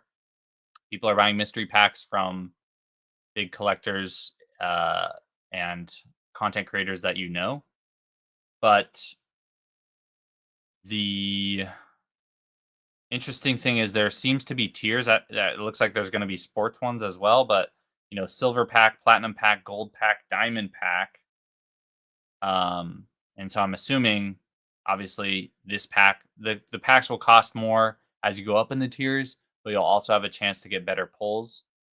Let's see if we can learn more at the link in their bio. I haven't actually looked too deep into it other than the Instagram post. I'm trying to see if... Oh, Jake's back. Sorry, I couldn't hear you. No, I couldn't join back from my phone. I don't know why that was. I'm on my laptop now. You hear me okay? Yeah. I just showed them the video, but I couldn't, for whatever reason, share the audio. It's a really weird video. I suggest you all watch it after this, but essentially it's just showing this product that they're coming out with. I believe it is, I don't know if it will be a physical machine, but it will definitely be a digital machine. And Jake, I was saying, if people have heard of Courtyard IO, I think it's a similar process where you can kind of pick like mystery slabs or whatever. Mm-hmm. So they have a silver pack, platinum pack, gold pack, diamond pack. The platinum and diamond have footballs on them, so I don't know if there's like a mixture of... Why do these sound like PokeRev packs? Yeah, no, that's what I was saying. So I was like, this isn't like that shocking because there's already big content creators and streamers that do this. But you know, the way I'm understanding it is you would buy, you know, the tiers will go up in price. So silver pack costs less than the platinum pack, costs less than the gold pack, costs less than the diamond pack. And then depending on which one you buy, you have a chance to get a better or worse card. So choose a power packs level, open to reveal a PSA graded card, decide what happens next. So they say you can decide whether to keep, store, or sell through instant buyback via eBay or receive PSA offers from your PSA vault. What's in your power pack? And then I was just starting to go look at what this is. So pick your power pack, choose your card category, and level. Higher levels mean better odds of pulling chase cards. Okay. Rip it digitally. Open and reveal your new graded card instantly, secured in your PSA vault. Step 3, sell or keep. Hold it in your PSA vault. Redeem it for shipping, or sell it with just a few clicks. Gosh. Current chase cards. They have a PSA 9 Crystal Zard. Crystal and a Latios. I love how the estimated value is 9,700. That's insane, bro. That they just take like the most recent sale. Yikes. Let's see. GameStop and PSA.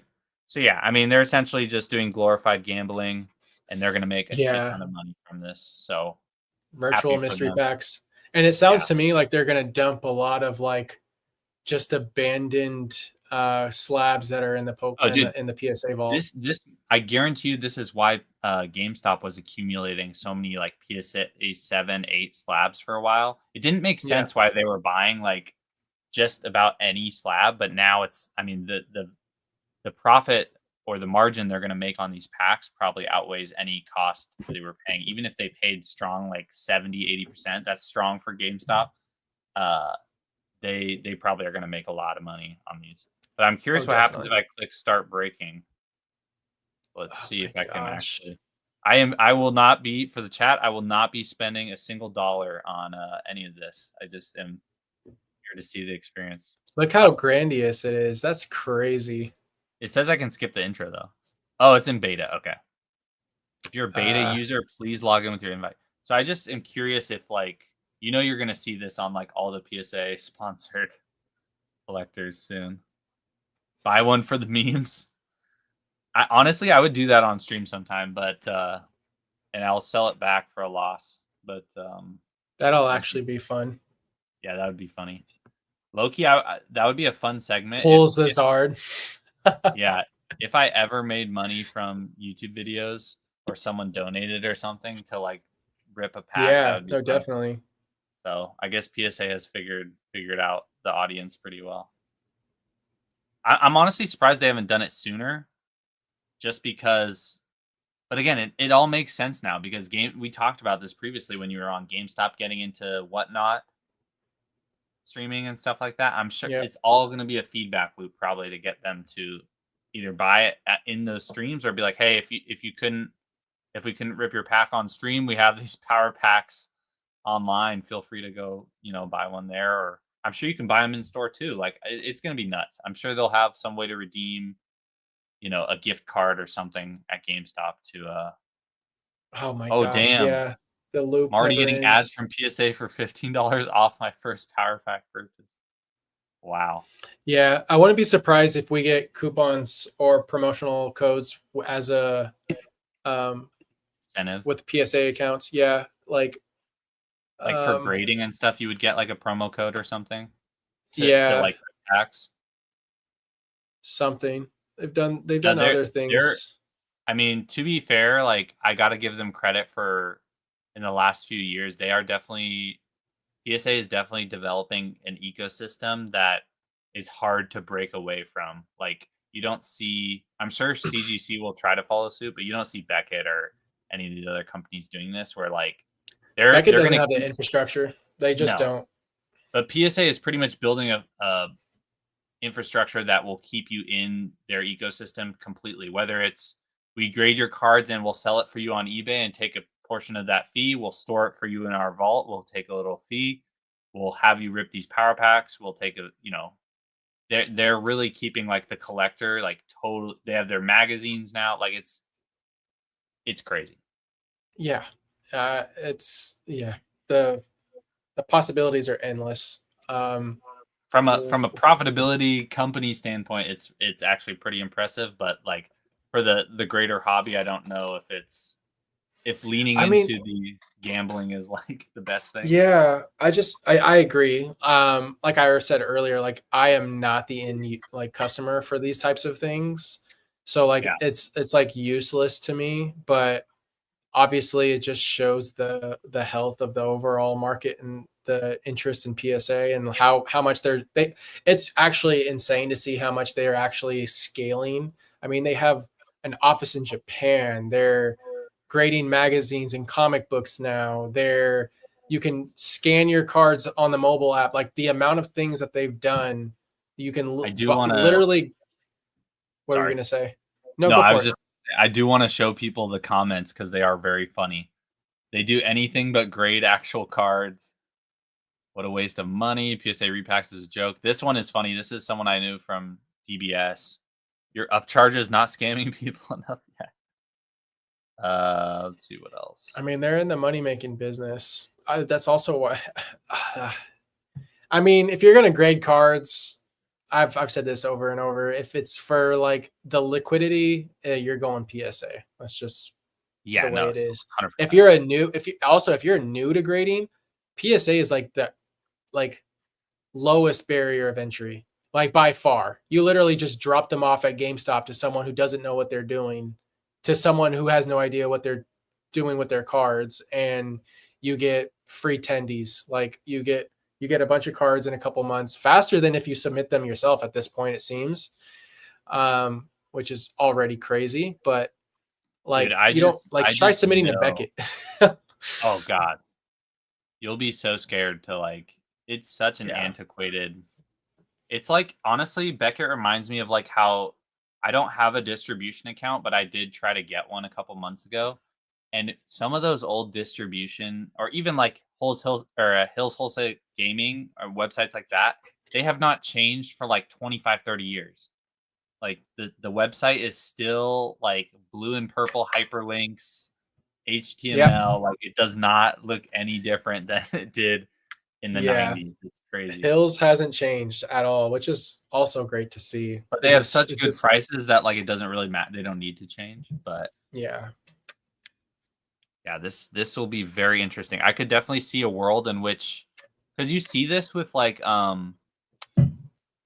Twitch streamers and stuff who do like Madden or 2K or whatever, where they'll rip like they'll try to be buying like for like my team or whatever, they'll buy packs or cards to like open up. And I could see people literally probably streaming this and being complete degens where it's like they get donated to, they'll rip and like just see what they can get. And Non-stop. yeah, no, this is going to be deadly. And I think a story of Brian, he made a, I highlighted it for a second. He made a good comment, which was like, we really are losing this generation to gambling. Like a lot of these kids and stuff too, that No, if this is going to be seriously. their first experience. But what's crazy is like, I have a couple friends who are not involved in the hobby.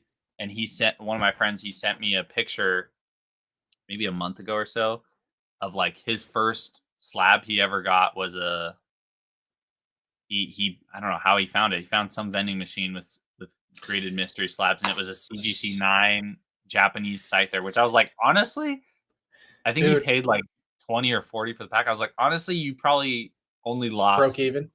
Yeah, he only lost $10, so it's not that So bad. But that's the thing, is like, as big as this hobby is, there's so many more people that don't know about it and don't know how to get access to these things. Like, so it's easy for someone that has no experience in this hobby to just go ahead and say, "Oh, I'll take this mystery bag and yeah, I'll see what I get." dude, Like, I don't know if it I'm was pretty sure. you. I was talking to Drew. I was talking to Quilly, but he was showing me this video, and I think it's at Frankensons, of like this family opening like this like Guinness World Record mystery pack Oh that had a God, bunch of CGC slabs, and everyone in that video had no idea about anything about Pokemon, and it was so interesting and scary at the same time, because like they're pulling like a regular CGC 10 full art like shiny Alakazam, and their minds are blown. Their yeah, no, minds I are think blown. it's one thing to buy Pokemon cards to rip them, and you're probably still gonna lose money by ripping. And you could pull a full art, and it might be like, oh my god, this looks awesome. But it's another thing to be pulling a mystery bag that's marketed as like this big chase product, and you're getting like absolute garbage, and you don't know what you're getting. And but yeah, that video was it Have you was seen it? yeah, I was cringing a little bit because I was just like, oh, the guy's a vendor or something, and he's like, I have no idea what this is, and they're like, oh my gosh, Yeah. CGC 10 Alakazam full art. Yeah. It It was was bad. like a CGC 9 like um Delta Mimikyu from Celebrations. It was like just junk slaps. Yeah. No, but I will say I do think from what I've heard, I haven't actually like gotten any numbers from anyone, but at the card shows that people vend, I do think the mystery packs do like very well. You get Oh so many yeah. kids and stuff, and parents won't want to buy a $40-$50 card. They'll just buy the $20 mystery bag, which honestly, And that's what Josh and does. Josh has yeah, I was gonna mystery say, bags. depending on how you do it, it's probably not that bad of a entry point for those kids who just want something to look at. It's just for me again, like you were saying, the CGC one where it was like 5 mystery slabs. They're all CGC Guinness World Record. authenticated, which I'm just like, bro, you already know this is more expensive than a normal economy or bulk sub slab to just get in this case. And so it's, I don't know. It was kind of like how there was ones for a while that were like the first whatnot stream or like first Logan Paul stream or something where they did a similar thing where it was like they essentially made an event that wasn't an event labeled on their slabs. I don't remember which one it was. It was still when they had the blue labels. It was on the back. I don't remember. Oh yeah, it had the pedigree. It was Logan Paul's. Yeah. It was like Logan Paul's first booster box break or Steve Aoki's first booster box break. And I'm just like, bro, you guys. Funny enough, I actually have a Card Party 1 CGC pedigree Pikachu from, which Pikachu is it? I have to go find it, but it's a Card Party 1 pedigreed CGC old label. Yeah, no, I'm not even against the pedigree so much as just like the marketing behind making something seem like it's more valuable because of that. And there might be someone who was like, I was at that event or I was in Logan Paul's box break. I want one of those cards. I can understand that. I just don't like the idea that like when you look at their post about those things, they'll be like, don't miss it. It's the first like. No, that definitely. It's too much. I see through all that bullshit so quickly. Like it's to me, it's the degen culture of this hobby. That and so I think it was, Changey Cards just said that. How do you all think about the Pokemon market? How do you all think the Pokemon market would be if there weren't any degen gamblers in the world? Well, there'd be a lot less. Prices would probably be a bit lower, I would guess. Quite a bit. Quote unquote. There would be a lot more sealed product on the market. There would be no rip-in shippers. There'd be no whatnot. There would be no whatnot. Yeah, whatnot would be like a friend. It would be like a Discord like platform where like people go rip with their friends or something like. Which honestly, there probably is. Well, that's actually what was happening on Twitch in like 2020, 2021. No, I enjoyed. I came in at that time. Again, it was like Champions Path Darkness Ablaze. And I found a couple. I can't remember his name. I saw him recently on Instagram. Lone Star Breaks, I think his name was. He was like one of the only Twitch streamers at the time, and he was like a super wholesome guy and was like doing a bulk business and like, would rip the packs. And I got absolute garbage hits, but there was like a community aspect to it. It wasn't like anytime I've tried to look at a I don't even have whatnot downloaded, but I see the same types of streams on TikTok when I scroll, and it's so many colors. There's wheels, there's little Pokemon all over the screen, there's little floating text everywhere. I don't even know where I'm supposed to be looking on the screen. Like it's crazy. I'm too much of a boomer. Honestly, I feel like such a boomer looking at stuff like that. It's just like I can't. It's actually made for kids or people to get absorbed into their phone and not know like that 3 hours have passed by and they've spent $400 or something. Like it's crazy. Yeah, overstimulation to me, that's for sure. Hyping up like bulk IRs or ARs or whatever. Yeah, I understand the benefits to rip-in shippers from like I don't know. There's people in part of this country that don't have access to this stuff whatsoever. So if they have the money to spend and they can get it through someone else and feel like they're part of a community. The business component of it. Again, I can see both sides. I can see why a business might have to do that to outcompete other businesses.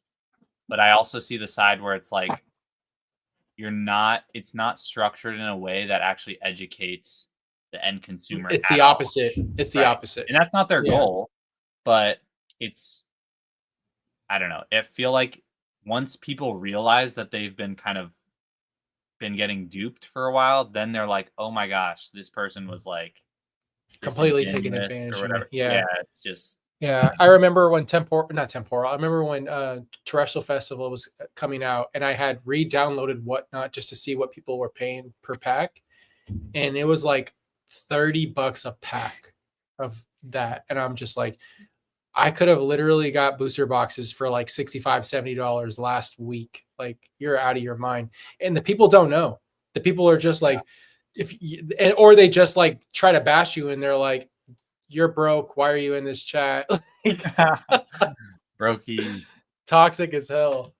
Yeah. That's another reason why I couldn't be on Whatnot. It is extremely toxic from what I've seen. It's like, it's lots of testosterone in there, like very charged. But honestly, like there's a big audience for it too, with a lot of vintage, with high-end people that don't know what they're doing, but they can throw down. Again, it'll be like a Skyridge box break or something, and they'll buy like 4 packs or 10 packs, and it's like way over. Ryan, do you follow Ryan's Card House, Zach? I know, I don't follow him, but I know him. He's one of the biggest streamers, I think. He's somewhat local. I think he's based out of Napa, but I saw him at the Sacramento Card Show doing a bunch of like quick coin flips with a bunch of vendors, and he recently they just are about to box break a legendary collection box. I think I sent you the video. They pulled the Charizard box topper. But I love seeing vintage box breaks. Like, one of the things that brought me back in was honestly watching Rev's box breaks of like Neo Destiny, Neo Discovery, Neo Rev. Like, I love seeing that stuff because I won't be opening that. But it's nice to experience that through others. Like, I remember I don't watch it often, but I just saw one of Clover's box breaks. I'm not even a box break. It was just like a bunch of like fire red, leaf green, some base, random blisters, and they pulled the Expedition Blastoise, and I'm like, damn, that's my favorite card out of Expedition, and it's cool to see stuff like that. It is. It also hurts a little bit because seeing those sealed boxes get broken, like legendary collection boxes are so expensive. They're so nice. Like, I love package design. Like, I went to school for graphic design, so I have an appreciation for those types of things, like those physical things. So like, I wish they would bring back hollow booster boxes. Like, that would be, I could go out on a rant about that, but like, we've definitely lost some color to our boxes. Dude, you look at Journey Together and Destined Rivals, like the whole front of the box is just a white graphic with a background pattern. It's sad. There has to be a reason behind that I'm not aware of. That Pokemon it's the cost of printing. I don't know if you know this, like just printing like something entirely black cost quite a bit in terms of like ink. There are certain ink colors that are cheaper than others in terms of like just like over time it adds up a lot of cost through like CMYK like printing processes. So that's probably why. And like, obviously if the card stock that they're printing on is white, it's easier for them to just allow that surface to come through and not have to actually use as much ink. It's just sad. You can tell because like also like 90s, 2000s, everything was super saturated, bright, colorful. Everything has been nuked in terms of saturation in this generation. So I think that's part of the reason too. Yeah, I think that also probably explains, I mean, I think profit is one of them, but that's also probably a reason why we don't get as much. It could be a reason why we don't get as much booster box reprints, because they are putting stuff into the Blooming Waters and all these other products where they can make more margin per product, but it's actually in a bulkier, less packs per product. You reminded me of something that I wanted to say when we were talking about the Paldea Evolved reprint. I don't know if this is the case or not, but I wonder if like distribution or like the Pokemon Company has, you know how like they have contracts with these large brick and mortars where honestly they're selling as close to MSRP as possible. I wonder if within those contracts they are expected to get X amount or get like first priority, which is probably why we're seeing more ETBs and collection boxes, because in my mind, printing that stuff is far more expensive than printing booster boxes. Like, you think about all of the plastics that go into it, all of the figures, all of the other random. I don't think they sell as many. Well, maybe they do. I don't know how it works actually. I'm thinking I don't about like know. because their contracts with big box are probably totally different where it's like probably completely wholesaled, like even cheaper maybe than LGS's. But I was just thinking how like a Target will still list it at $60-$70 or whatever for like a collection box, let's say. But Pokemon's probably already made their money at that point. So Yeah. I think about the cost of materials for something like an ETB versus a booster box is night and day. Like wait, this night is and day. insane. I The saw place that. where Pokemon is up the street from me. They treat the owner like royalty. The security there is insane. So, Silver, is this what is it? What is their North- name? Cardamundi, or what is their? Or are you thinking of no We talked about it last. So it's a- Millennial. Millennial? Yeah, Millennial Print Group. Where is their address? I'm not trying to find where you live, Silver. I promise. Millennial Print Group. I'm just curious, like what? Oh, Millennium Print Group. Raleigh, North Carolina. North Carolina. Yeah, I knew it was North Carolina.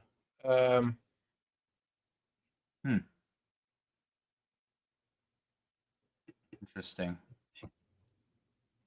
Back when I was using Whatnot and a returning collector, man, the amount of streamers using the I need to pay my medical bills or I lost my job while selling me an ass mystery pack. Yeah, that's okay. I'm going on a tangent here. That is one of my least favorite things about certain Facebook posts I'll see with cards is people are like, man, I gotta, XYZ happened, the worst thing happened. I just want to get like as best I can for this thing. And I'm like, dude, do not just like objectively post your stuff for sale. You don't need to say all these bad things that happen. And it's not because I don't care about the person. It's because it's like it makes it seem like you're trying to leverage that to your advantage. Off Globe Road in Briarkey. Okay, so it is North Carolina. You'd never know from the outside that they print cards there. I mean, I'm not surprised. They got to be not so discreet with these things. Let me share screen. For anyone that visits Raleigh, North Carolina, I think this is the building. Yeah, you would. This looks like a normal office building or like a strip, but inside looks pretty sophisticated. Not gonna lie. From design to production to storage, we have your projects covered. I wonder how much storage they have set aside for just Pokemon alone. Well, and I don't remember whose stream I was listening to. I think it was maybe Alex's. He had Echo-based collectibles on, which was one of the shout out to Echo. That was one of my favorite streams I've listened to in a long time. He was Echo's the man. about. I was trying to find him on Instagram because I wanted to see if he'd come on a stream, but I couldn't find his. I think he was only on Whatnot. I can get you in touch with him. It's gonna be through Discord, but I can get you in touch with him. That's fine. I definitely want to reach out to him because he's very interesting. Where he's like, on the surface, judge a book by his cover. He's this like kind of, I don't want to say meathead, but he's this ripped dude. But then he's like, and know what's crazy, Zach? Just a couple of years ago, he did not look like that. He was saying he was super overweight and like then lost. He lost a lot of weight. When I saw him for the first time, he was pretty skinny. So when I saw him on that stream, I was like, holy hell. Yeah, no, he's huge now. It's got to be. I think he said his weight. I don't remember. Mid 200s. The buff is gym leader in Kanto. That's for damn sure. I have a friend like that who can like swing weight like really aggressively. Like he can gain and lose 30 pounds within like a month or two. But it was interesting how he was like a previous judge or something for Pokemon, and he had a lot of knowledge about how they print things and just how things get distributed. It was very interesting, and I think he was saying that at this print facility, they hand pack the booster boxes like they do some other products. I've seen it. That's crazy to me. I've seen it. Yeah, they pack them individually. I wonder why that is. If it's just not a capability from the machines, or if it's just. Have you seen that video that got taken down of like the entire printing process? I vaguely remember seeing it, but no, I don't think I have. Like I think I've So seen like clips of it. I don't think I've it was it like a 20-minute YouTube video or something? yeah, I I'm could sure probably there's a find it. I recording know of it somewhere. Cardinal. He also made a video, like screen recording the most of the video through one of his videos from way back. But yeah, it's like during like the GX Sun and Moon era, if I remember correctly. I think they show like Burning Shadows or something like that. Yeah. But I'm pretty sure in that video I saw hand packed booster boxes, and then they have like these shoes that spit the cards into the packs, from what I remember. And they show the sheets. They show how. What's baffles me is that Japan has takes so much pride into their work that they won't share it, because like the texture files that they create, they don't share with a Pokemon like with the English variant that we get. Like the Pokemon Company on our side has to basically replicate those textures to their best capabilities, and they use a different process that makes them less defined. The printers are probably different, but that's I mean, why I like get it. Where like if they were the same quality as English, Japanese would be. yeah, Well, I that's don't a know if it good would be point worth too. less, but the main market is in the U.S., so they're able to Yeah. maintain a consistent consumer base here because of their card quality, their textures, that sort Well, of thing. also, well, I guess they're printing a lot now, but I think a big thing that I think of is that like Japanese Pokemon cards probably for the longest weren't printed as much as No, English. So like dude, they can some of take their those time X a and little Y bit. sets, you can't Yeah. even. I mean, there's like Yeah. There's no some really rare boxes. yeah, Yeah.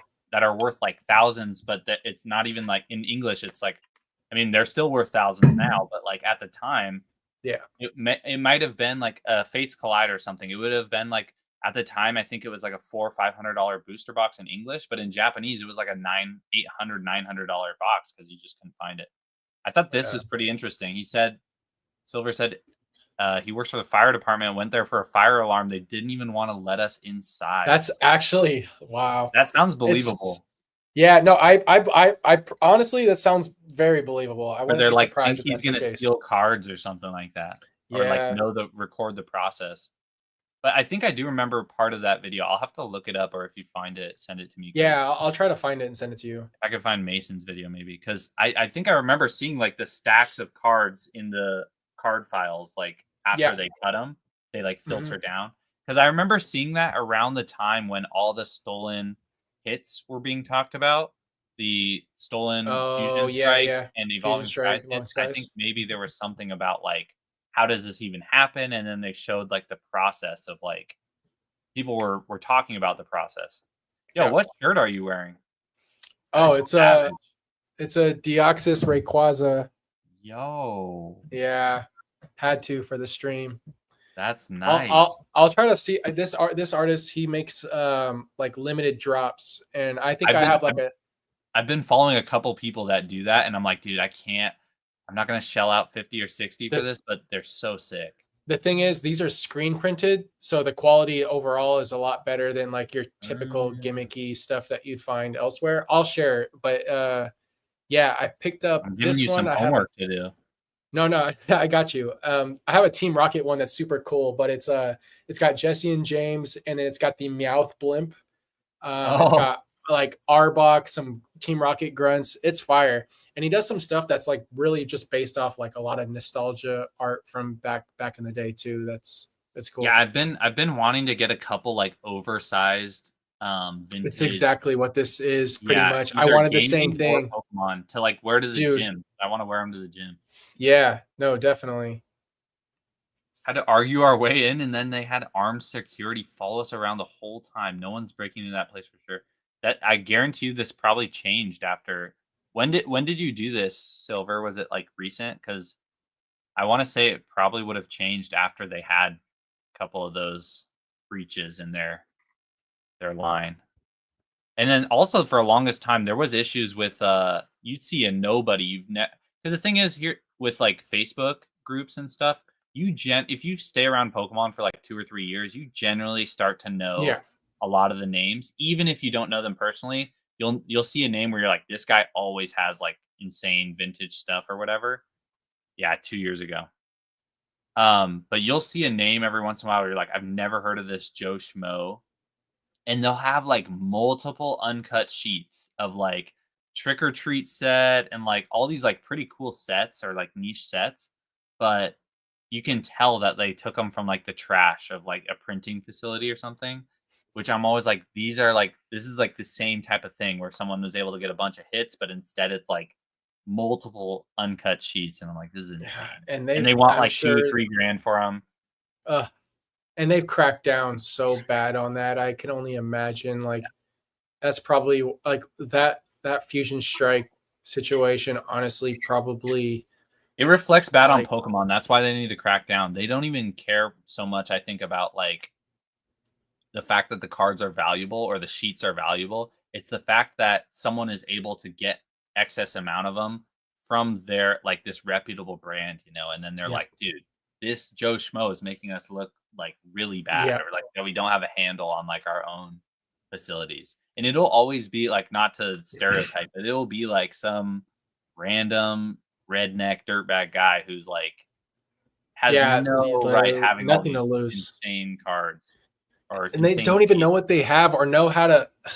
Like that guy with all that, I think, I don't know if it was with you or someone else, but had to be like the worst criminal of all time. Like you have to be the worst criminal. For the Fusion Strike hits or whatever. Yeah.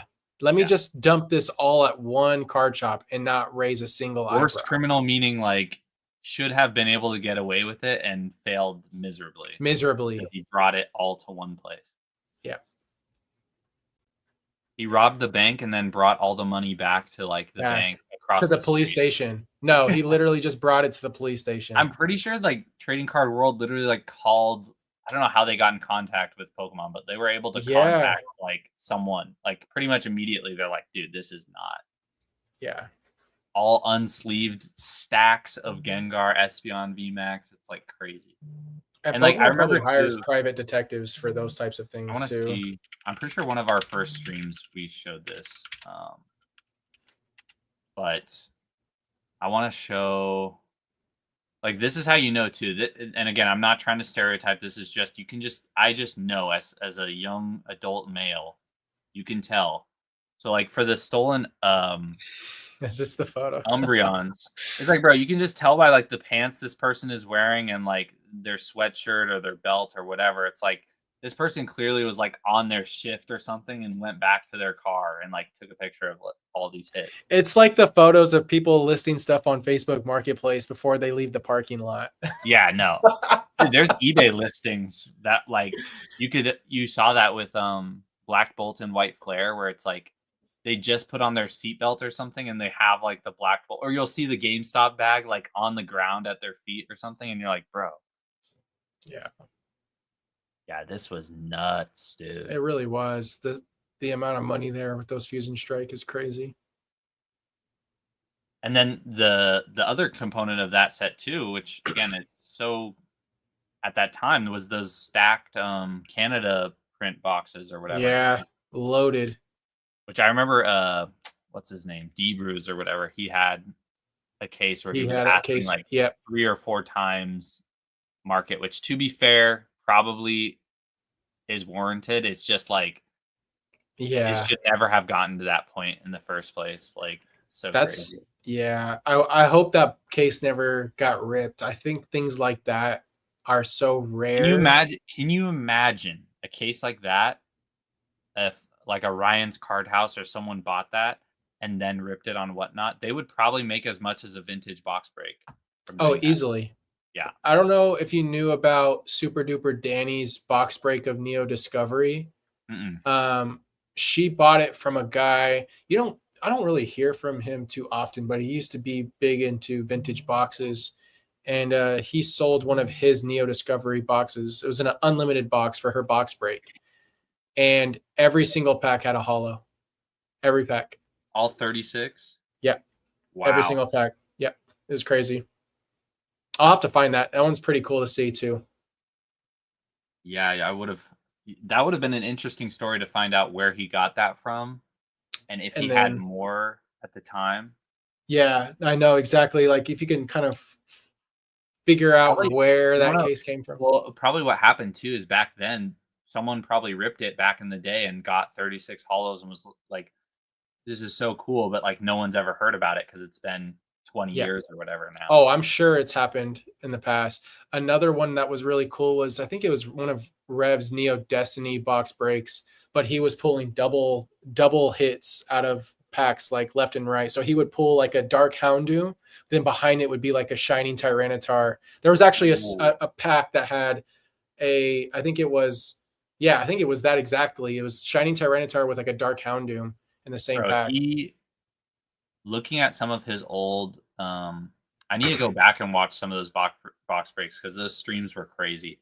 They But were, and he has a whole playlist of every single WotC box, which yeah, is I just need to go back and watch this because it was love insane. stuff like that. It's And he sad also, that we're saying we have to go back and watch them because they don't exist anymore. He doesn't do these box breaks anymore because they're way too expensive. The only way he can do them when he was doing is, them just like a couple years ago, like he was doing them like yeah, 4 years no, ago, like yeah. 5 years Now it's like he's not going to drop. I mean, what was it? Skyridge is hitting like almost like 90 to 100K. Yeah, there's no shot. which kind of Like, sucks because like he's so big now, but honestly, back then, like you could tell was very genuine about like oh yeah. just the love of the cards and like wanting to rip them. I And mean, now, like I get it. He has to restructure like his model to like still be able to do his things. But yeah, yeah. back then it was crazy how you could just see him like dome any era, any box. And that's what I was saying. Like one of the craziest ones that I've seen is like again, Heart Gold, Soul Silver. I had never seen a case of that get opened. I think he opens like I want to say like an Undaunted or something. And you just see those 6 mint boxes in there. And I'm like, bro, this is Yeah, nuts. I know. It's crazy to see stuff like that get ripped. Ryan's Card House opened a case of base set, and like to see how clean those boxes were out of that case was just insane. Um, you reminded me of something. I I want think to it see was, if I can I find it. remember Rev before it was I remember Rev before it was Poker Rev. Like I remember him as Pokemon Revolution on Mm, Instagram, and he used to do, I think it was back when Instagram had like Instagram TV or something like that. It was like a part of, I can't remember if it was like, it was almost like lives or like a real style video on Instagram before all of this, where he would just like be selling crazy stuff that was dirt cheap. It's mind blowing to see how much that's changed. wait, I got to refresh this. I found it on his Instagram. Won't have any audio, I don't think. Because even when I unmuted it, the chat could not hear it. But this was I haven't. insane. So when he opens this, I was just like, bro, I've never even seen this set in a case before. Yeah. Look at this. I love The Heart Gold. box Is art that is so Undaunted or yeah. Triumphant? I think isn't it I think Undaunted with it's, I Entei think on the that is, box? oh yeah, it is Undaunted. Yeah. Oh, Unleashed. Unleashed. Oh yeah, that's what oh yeah, I used to have a Suicune blister of that. Oh my. What's funny too is I'm not a fan of the Legends cards really, but No, the me either. the era itself I remember opening as a kid because I had a lot of those 2010 cards, and the quality of the artworks and stuff were still really cool. I love the pack arts for this era. Like the heart, just even base set Heart Gold, Soul Silver The with fact the that they had a Ho and Silver. Crobat art was awesome. Yeah, I'm a big fan of Crobat too. He's one of my favorite Johto Pokemon. Which one is this? Is this Undaunted or Triumphant? Undaunted. There's Yeah, the one with that's so Jolteon on cool. the front, I think, right? Yeah, Yeah, these are, dude, so so crazy. cool. Yeah, I definitely got to go back and like watch his videos because that's something I was talking about with retro for a while. Was I like totally lost love for watching Pokemon content because it's just so like overdone at this point. And again, yeah, this is someone who invests in Pokemon, but I still love the cards. I love the nostalgia of it from my childhood. So I need to go back and yeah. just look at, because again, that guy I shouted out, Vincent Rattled Carp, he grades so many regular hollows from even more modern mid era, Recent.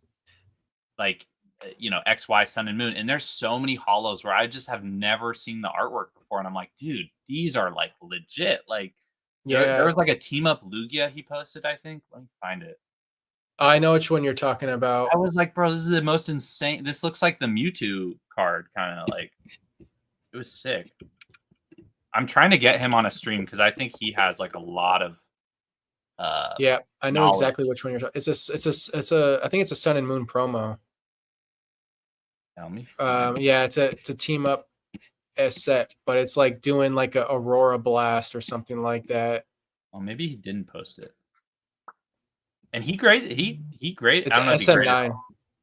he graded a lot of vintage too. Like he has a lot of vintage 10s. I can't find it. Look up Lugia SM9 promo. Yeah. It should pop up. Oh wait, this is from the set actually. Yeah, it is one of the holos from the set. He's like doing a blast to the ground. Yeah, it looks really cool. I don't even see this illustrator. Inasaki Dynamic. I don't think I've seen them recently.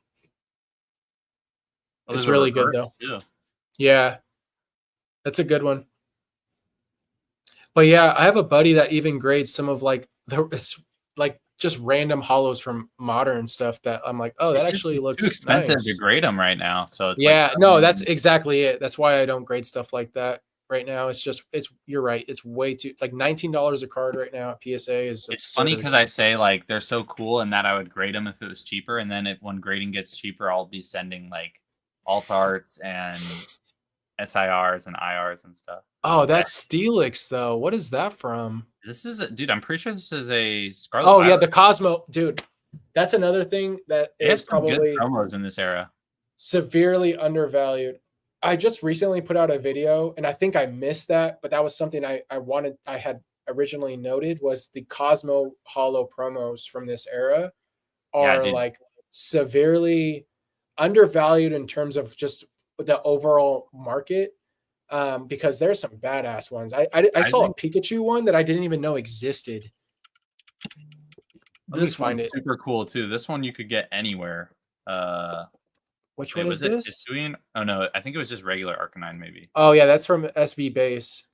Yeah, this one was clean. I love this Hisuian Arcanine too. This is one of my favorites.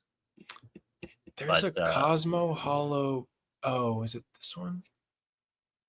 Oh yeah, there's a Temporal Forces Pikachu Cosmo that looks really nice. Illustrated by Kodama. Oh damn. Yeah, I seen a friend grade this in a 10 recently, and I'm like, damn, that looks great. And these aren't easy to grade. These 3-pack blister Cosmo cards are not fun. They are tough. This one, this one looks so good because it's almost like already kind of sparkly looking on the. I'd like to grade the prismatic EVs from the collection poster box. Oh yeah, whose account is this? I'd like to just kind of scroll through it myself. That's what I was saying. It's Rattled Carp. This is Vincent. Oh, this is the Vincent guy. Okay, cool. Yeah, you got it, dude. He has crazy ones. Like I showed this one last time, I think, with Mushu maybe. Like, yeah, so many of these. And again, he grades vintage 10s too. Oh, like, hell yeah. I mean, he's got the Kamiya Heracross. I'm planning to send that out too. Like some of these artworks, I'm just like, dude, I have never seen some of these. A lot of the vintage holos I've seen just because like those were the hits. Yeah. But a lot of the ones that aren't the hits, really there's a lot of good value in like Diamond and Pearl, like Cosmo Holo, just like regular half art holos that are pretty well priced just because like the 10s are the ones that people are chasing, obviously, but because they're also just really hard to grade.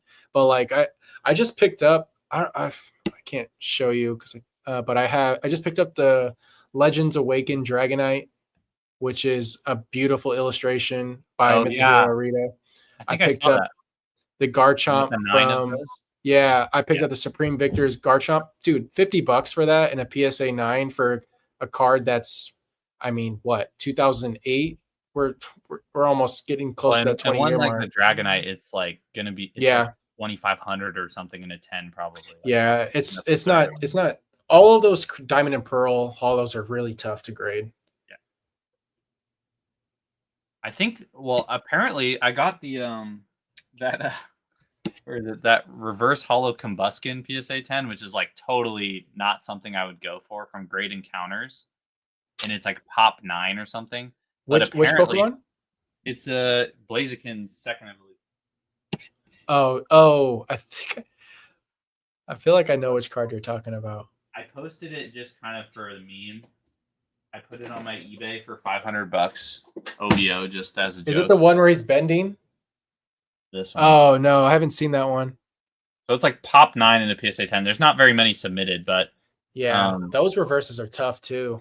Yeah, someone swiped up and they said Great Encounters is like one of the easiest or one of the best print quality Diamond and Pearl sets, I guess, which I didn't know. Oh, good to know. Yeah, Diamond and Pearl is where like my knowledge is probably the grayest, I would say. Like Diamond and Pearl, probably a little bit of XY Black and White is where I'm like probably the blurriest in terms of it. But it's also probably a part of the reason why those aren't some of my favorite like generations overall.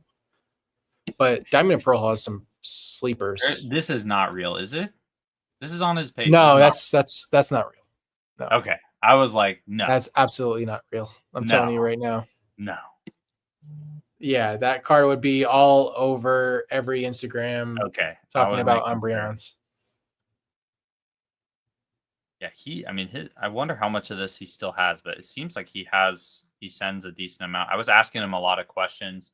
He gave me some tips on centering too, because obviously I need some help. I can't grade I think there's probably it's not always centering.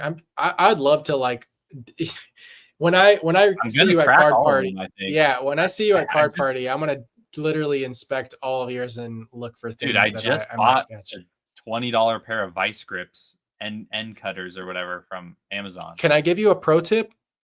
Don't use those. Use tile cutters. They're flat. The reason why I use tile cutters is you can clip the bottom corners and literally after I buy it. I'm sorry, I didn't know you were buying this. I could return it from Amazon. Yeah, and Amazon, you just drop it off at a Whole Foods, no problem, gone.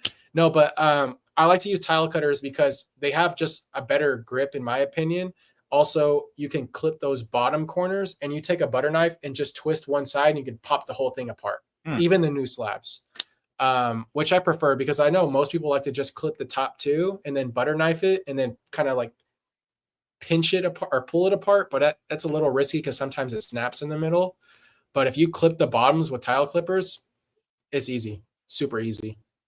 So I want to thank you for that, and please send me a link as well because I got you. Have ones that you specifically use. You're gonna have to create like a list. I know, dude. There's like 4 or 5 things. Don't know much about Pokemon. My daughter's trying to get in or has gotten into it, so I'm trying to learn. Unfortunately, not many cards in store. Yeah, so rip and ships are what most people I think are doing. And I see your question down here, which Chanji is helping answer. You want to get cards graded? I think honestly, for first time, GameStop is fine, and you shouldn't have like too much like extremely high value stuff that it's like a concern. I know there's been some concerns about lost orders and stuff, but I think for the most part you should be fine. And especially if it's just like a card she wants graded for her collection or whatever, I think GameStop's a fine place to start. If you're gonna do that, it's worth learning. Yeah, I'm like a big advocate for people to grade themselves. Like I think that it's a lot of people are just nervous about dropping their cards off at the post office. One thing, Silver, I would like to make sure you don't do, if you were to like, and I would assume you're probably going to grade with PSA, especially if you're going to go through GameStop. So I'm just going to assume it's PSA. I would never ship your cards through FedEx. Purchase your own label, and you can do that through like Pirate Ship or whatever. If you're going to do it yourself. If you are going to send GameStop, like Zach said, I would definitely recommend not sending anything super valuable. Also, take pictures not only like close up of your cards front and back, but also take pictures when they are taking pictures at GameStop. At Show, GameStop. because yeah, like document everything. That way that there's no like issues later on if things do go south.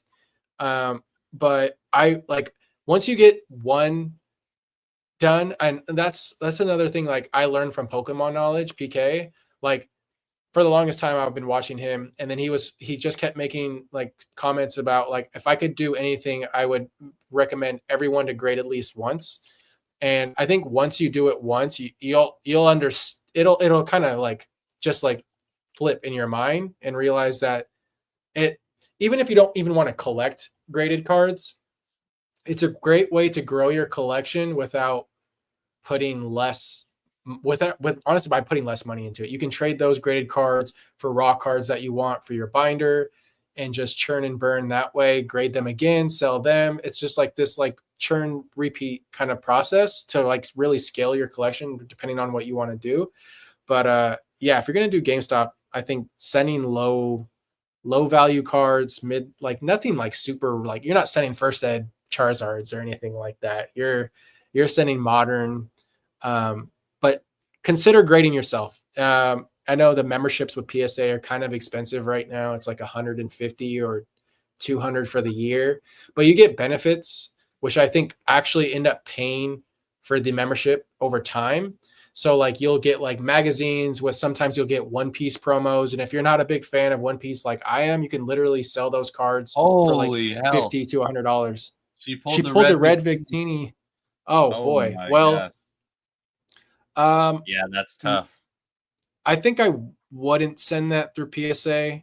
I think I through GameStop, I would just send it directly. So consider it, Silver. I think you like if you have questions, hit me up on Instagram about like just how to submit. Like honestly, I'm happy to help any way I can, from like submitting an order to packaging to how I ship. There's obviously like a learning curve to doing this on your own, and there's like the whole fear of your cards going missing. I've been submitting to PSA for like almost 3 years now, and I've had no issue. Like I've never had a lost package, but I've never sent through FedEx. I always send through the post office. Yeah, I would just say, piggybacking off what Jake says, I typically what I do for graded cards or sending off a submission, I just take a USPS flat rate, small flat rate box, which you get it for free from the post office, but you'll pay about $8 shipping. If you insure it, it'll be a little bit more. And I just print the label from my house with Pirate Ship. You can either do that with a label printer or just a normal HP OfficeJet printer with ink. Cut the label off, put it on the box. When you go through the submission process on PSA's website, they'll give you a couple sheets of paper they want you to include. Just fold those up, put them inside. Make sure if you have multiple cards, they're in the same order that you kind of enter them into their system. It's really straightforward. It's pretty daunting the first time. If you're just doing the Victini, I think it will be really easy to do it. I think maybe just reach out to Jake in terms of like how to package it safely. But the actual going through the process, it's pretty easy. One more thing I'd probably mention, if you're going to send a small submission, I like to send, and this sounds ridiculous, but I actually like to send them in bigger boxes. And I say that because bigger boxes are less likely to get lost than a small package. So like I would double, just like even if it's just one card, like let's say you want to just double box it, nest it in a smaller box with some bubble wrap around the card, and make sure that like it's sandwiched between cardboard. You don't use any tape, you use rubber bands. Like the first thing you should buy, Silver, is rubber bands, card savers, and bubble wrap. And from there you can build any submission you need. I use a lot of just recycled cardboard from like a lot of like my submissions, where I just cut up and sandwich the cards with rubber bands. Don't over rubber band it. You want to give it just enough to hold it together, not to like I usually do two cardboard on each side. Like that's exactly what I do. 2 horizontally. Yeah, and that'll just interlock it, prevent. Yeah, exactly. Yeah, it's really not that hard. I've had FedEx, like third-party shippers like FedEx and US, or not USPS, but UPS. UPS, you're more likely to have, it's sad to say, but an employee steal it or to get lost, just from the experiences I've seen around me, not only on the internet, but close friends, FedEx is a no-no, in my opinion. Silver, I see your comment here. I'm pinning Jake's Instagram right here. Appreciate you. At jodo.jake on Instagram. So reach out to him there. Yeah, happy to provide help. It's actually very cool that you serviced Millennium Print Group's fire That's alarm. so funny. Very small world. So if that was 2 years ago, that would make it 2023. That's okay. We're in August, so we're thinking Paldea Evolved / maybe Obsidian Flames is what they were printing around that time. My point was they would have already had the Fusion Strike and Evolving Skies printing theft issues or whatever, and so he was talking about how the security was so hyped up. I'm assuming it was maybe after all that was just happened, maybe a year or two before that. Yeah. Well, time to pray. I think you'll be fine. Okay. I think you'll be fine. I don't want to create fear for you, but going forward, I think something I did recently, and I got this tip from actually a sports card collector, Keen, that I follow, just because I think he has good business tips. Which was so my username ZenForce TCG. I changed all my mailing address to be my PO box. It had ZenForce TCG on it as well. He was like, "Whatever you do, remove TCG." Cards, Pokemon, like all those things from your name when you ship, because those are more likely to get stolen. I think I know that PokeNE Brian also has talked about how, like, I don't know if he changed it or not, but there was definitely a time where he was saying he averaged like 20 or 30 packages a year or every 6 months or something getting stolen. And he thinks it's when he switched his name or something, he had less issues with that. And so for me now, it just says ZenForce on all my packages. I'm like, I'm removing the. Yeah, I would make it as like low key as possible. Yeah. And one other tip. So when you ship a box to PSA, you're going to have your label with the address, but you're also going to have this small barcode that you have to put on the outside box. I cut it as small as possible to the point where it's like it's just got the barcode on it, and then I don't typically put it on the same side as the label for the box itself. I'll like put it either on the bottom or on the corner, and just try to make it as discreet as possible. Most people probably won't recognize it, and like I said, I think the reason why I would prefer to use USPS is because it is a government company, and I feel like government employees have more to lose than FedEx employees or UPS employees. Well, to a certain extent, they handle so much mail that I hate to say it, it's a good and a bad thing. They don't really give a shit about like what they're shipping, as long as it's not the lithium batteries or whatever. But yeah, just gonna write things on the box like I love Grandma. Yeah, be as discreet as possible. Like Jake said. I love you, Grandma. It's like $30,000 of cards being seen. Oh my gosh! Honestly, not a bad tip. No, I agree. Like you want to make it as discreet as possible. That being said, I've shipped so many boxes to PSA. I've sent First Ed Charizards. I've sent it all. So yeah, if you want to see me do that, I made a video on that whole experience, but I graded a bunch of First Ed Charizards for someone that I met at a coffee shop. And I was pretty spot on with the grades. I'm not even trying to toot my own horn, but I will say I was very, very close with how those grades turned out. Is that a recent video or like an older one? It's a little older. I think I probably released those in like November, December, maybe January. I can't remember. Let's see if we can find. We're gonna wrap it in a couple minutes here, but just for anyone who's curious, let's share. I actually had Axie, who is Rev's video editor, kind of give me some tips for the title of that video too. So if you scroll down, the one with the flames, This one? That one, but that's the second one, I think. Oh, this one. Or no, wait. Oh. Sorry, no, it is the Flames one. You're right. It was that. It's the first one. Yeah. Here, I'm gonna link it. Appreciate you. And then the video after that is the PSA submission that returned, and you'll see like the 3 starters with my face on it. I remember watching this one. Which one's that? The, Oh. all the Pikachu. I felt so bad for Hussein, man. Every single one of those Surging Sparks cards were his. Yeah, it's tough. Yeah, it was tough. But that's the beginning of the new era of PSA, chill. I guess. No, I'm always happy to promote the homie. Also, I feel like there's actual like value there to someone who's like just getting started, who doesn't really know. Yeah. And yeah. Well, Silver, thank you for sharing some of that in the chat, man. That's kind of cool. I think I'm curious what that facility looked like from the inside. It sounds like it's like Area 51 at this point. Yeah, he had to keep his head down and he couldn't look left or right. Cards. Oh, you just got a new subscriber. I appreciate you. Nice. And good luck on the Victini. Yeah, that's a big one. I mean, I was expecting. Is it Black Bolt or White Flare? Because there's 2 different. Oh, White Flare. Yeah, I don't know. I hate that they did that with that card.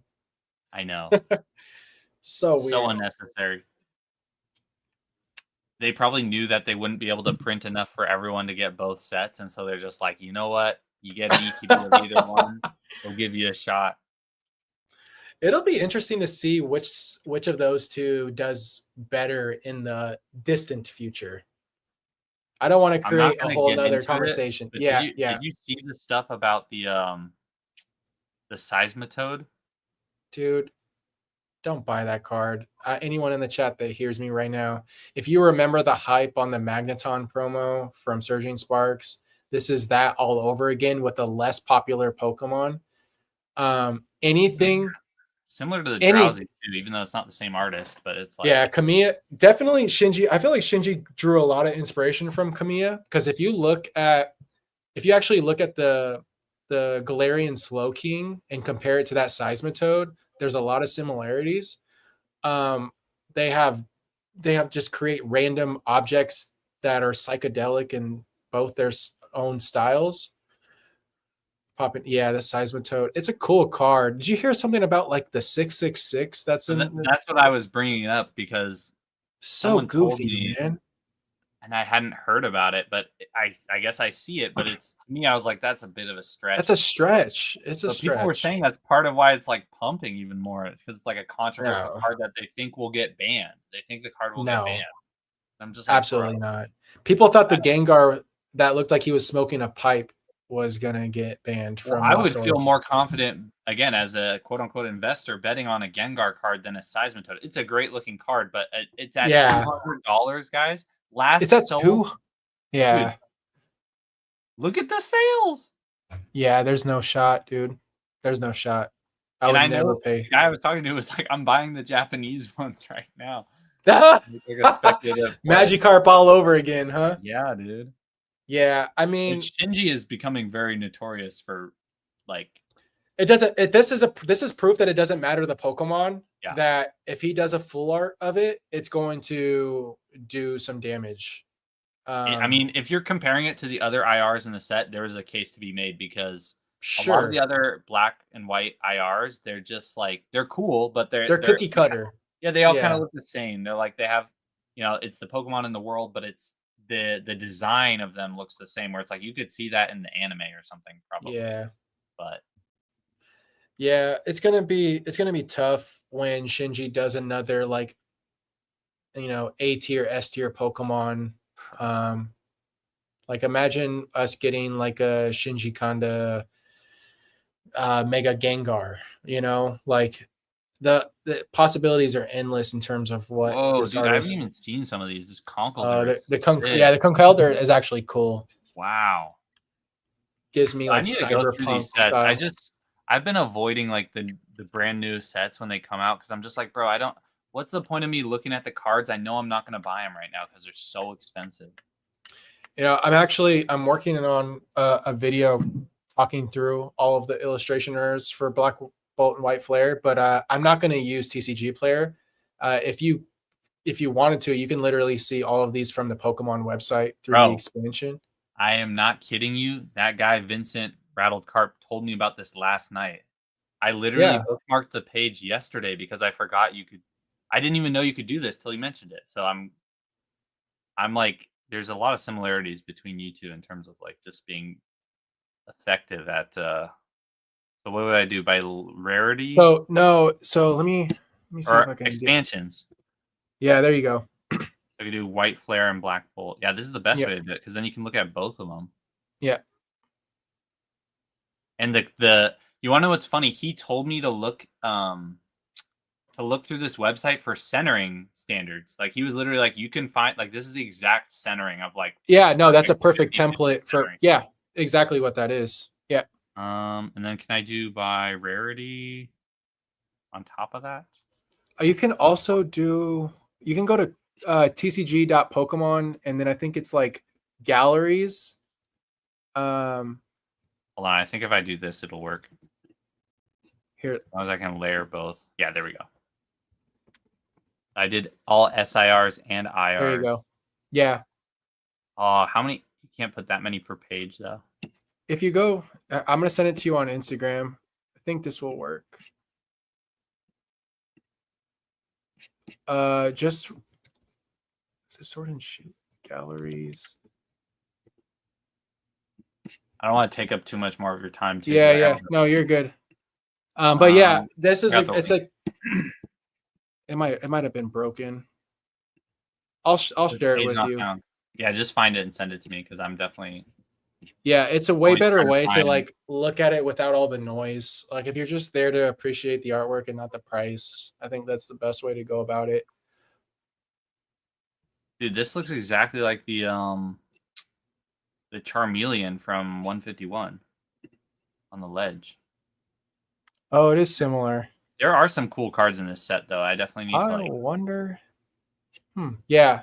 No, I do think there's more than just the Seismitoad, but I also understand the argument that a lot of them look like just half arts that feel kind of cookie cutter template-y. Well, like, dude, like the Scolipede and the Landorus look almost identical in terms of like their style, you know? Like a lot of them they're almost two in the world where like you can't tell the difference between the backgrounds because there's so many IRs. If there was 10 IRs and they had different colored backgrounds, it would be different story. Yeah. But there are some cool cards though. Yeah. Dang, I didn't even see the Cobalion. Yeah, I gotta look through these later. Well, all right. Thanks for having me on again, Zach. I appreciate you. Yeah, dude. No, thank you for coming on sort of last minute and being like, you still got spots. Yeah. Took her to Collecticon in Virginia this past week, and we were able to stock up on some sealed product for her to open. It's a lot of fun. That's awesome. I'm glad to hear it was fun, and I'm glad to hear that the youngins can still enjoy it with all the craziness that's going on. Because I've seen some. I mean, I saw some bad stuff for Prismatic at Big Box, but I feel like Black Bolt and White Flare has seemed even worse to some extent, where it's just like the shopping carts, man. It's like it's insane. Bunch of them look alike, slightly cooler, full arts, like scene or story cards. Yeah, they did a good job with like the evolutions being pretty connected artworks, but it's just a little bit much. Like I would be interested to see a couple months from now, anyone who wants to like master set this, it really could be like a really good chance to do that. Yeah, I'll be doing the illustration rares. Wow. Look how good this is though. The Deerling and the Sawsbuck, they've been giving Deerling and Sawsbuck some love, man. The Deerling I really like, but there's also I can't remember the name of the duck Pokemon, but the perspective on that card is crazy. I can't remember. It's like a blue duck. Yeah, I know what you're talking about. I don't remember his name. It's not Ducklet. It's like, I think it is Ducklet. Oh, yeah. So the perspective is crazy because it's like underwater, but it's showing you from under and above water, it's a trip to look at the more you pay attention. Huh.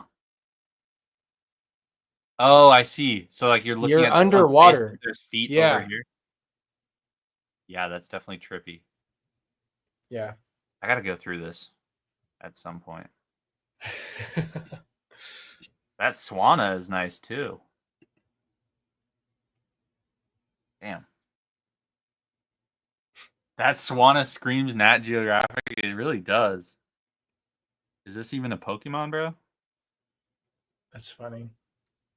Hey, as someone who loves animals, I'm all for it. I seriously have not seen 70% of this set yet, just because I've been like anti wanting to know the prices of 100 IRs on the first couple. Yeah, weeks. same. Like, let this market do its thing and come and revisit it later. I honestly think where's the Hilda? I think this is one of the Hilda's best cool. SIRs. I'm not a trainer kind of guy, but I do think that one looks pretty cool. I love the battle stance. Yeah. I don't know. We'll see how it pans out, but for now, not for me, just because the price. Flamigo. Yo, that was the other one from like, what's that, Crown Zenith? Or what set was that one from the trainer gallery? That was one of the cooler. I think it's Paldea Evolved with the Flamingo. Or Oh yeah, Paradox. no, I'm thinking of. There's also Orikoro or something like that, which is. Oh, that's Crown Zenith. Okay, yeah. That's Kamiya too, by the way. Mm. That card got pumped for a second too. Anything Kamiya, bro. Yeah. All right, I think we'll call it there. 2 hours and 40 minutes, insane, but it feels like it was only like an hour and a half. Yeah, for real. That's a good thing. We're passionate. We're enjoying ourselves. But anyone still with us, obviously go follow Jake, go subscribe to his YouTube channel. It sounds like he's going to be putting out more videos in the coming weeks. And he'll do a much better job at reviewing the database around illustration rares than I'm doing, but that'll be how I digest the information. Oh, appreciate you. Thanks for the helpful advice. Glad I stumbled upon. Yeah, thank you for tuning in and sharing your story with us, Silver, and hope to see you back soon on both my channel and Jake's channel. And feel free to always, message either of us on Instagram if you have questions. And if there's something I don't know, I would ask Jake, or you can just go straight to him. So. Oh, I can point you to the person that knows more than I do. There's always somebody. That's kind of how the hobby works. I don't know much, but this person's an expert on it. Yeah, definitely. All right, then. We'll call it there. Peace out, y'all. Thanks for tuning in. And I will be back on, I guess tomorrow's Thursday. I may be back tomorrow. I have to figure out what I'm even going to talk about. But every Tuesday. Bring Quilly on. What? You should bring Drew on. I think you should bring Drew on, Quilly. He's Dude, one of my favorites. Me. I would love to have him on. Yeah, he's a good friend. He's in my circle. I literally talk with him probably in our group chat once a day at least. Dang. I think you'll have a good conversation with him for sure. All right, hold on. I haven't ended stream. Peace out, everyone. Have a good night.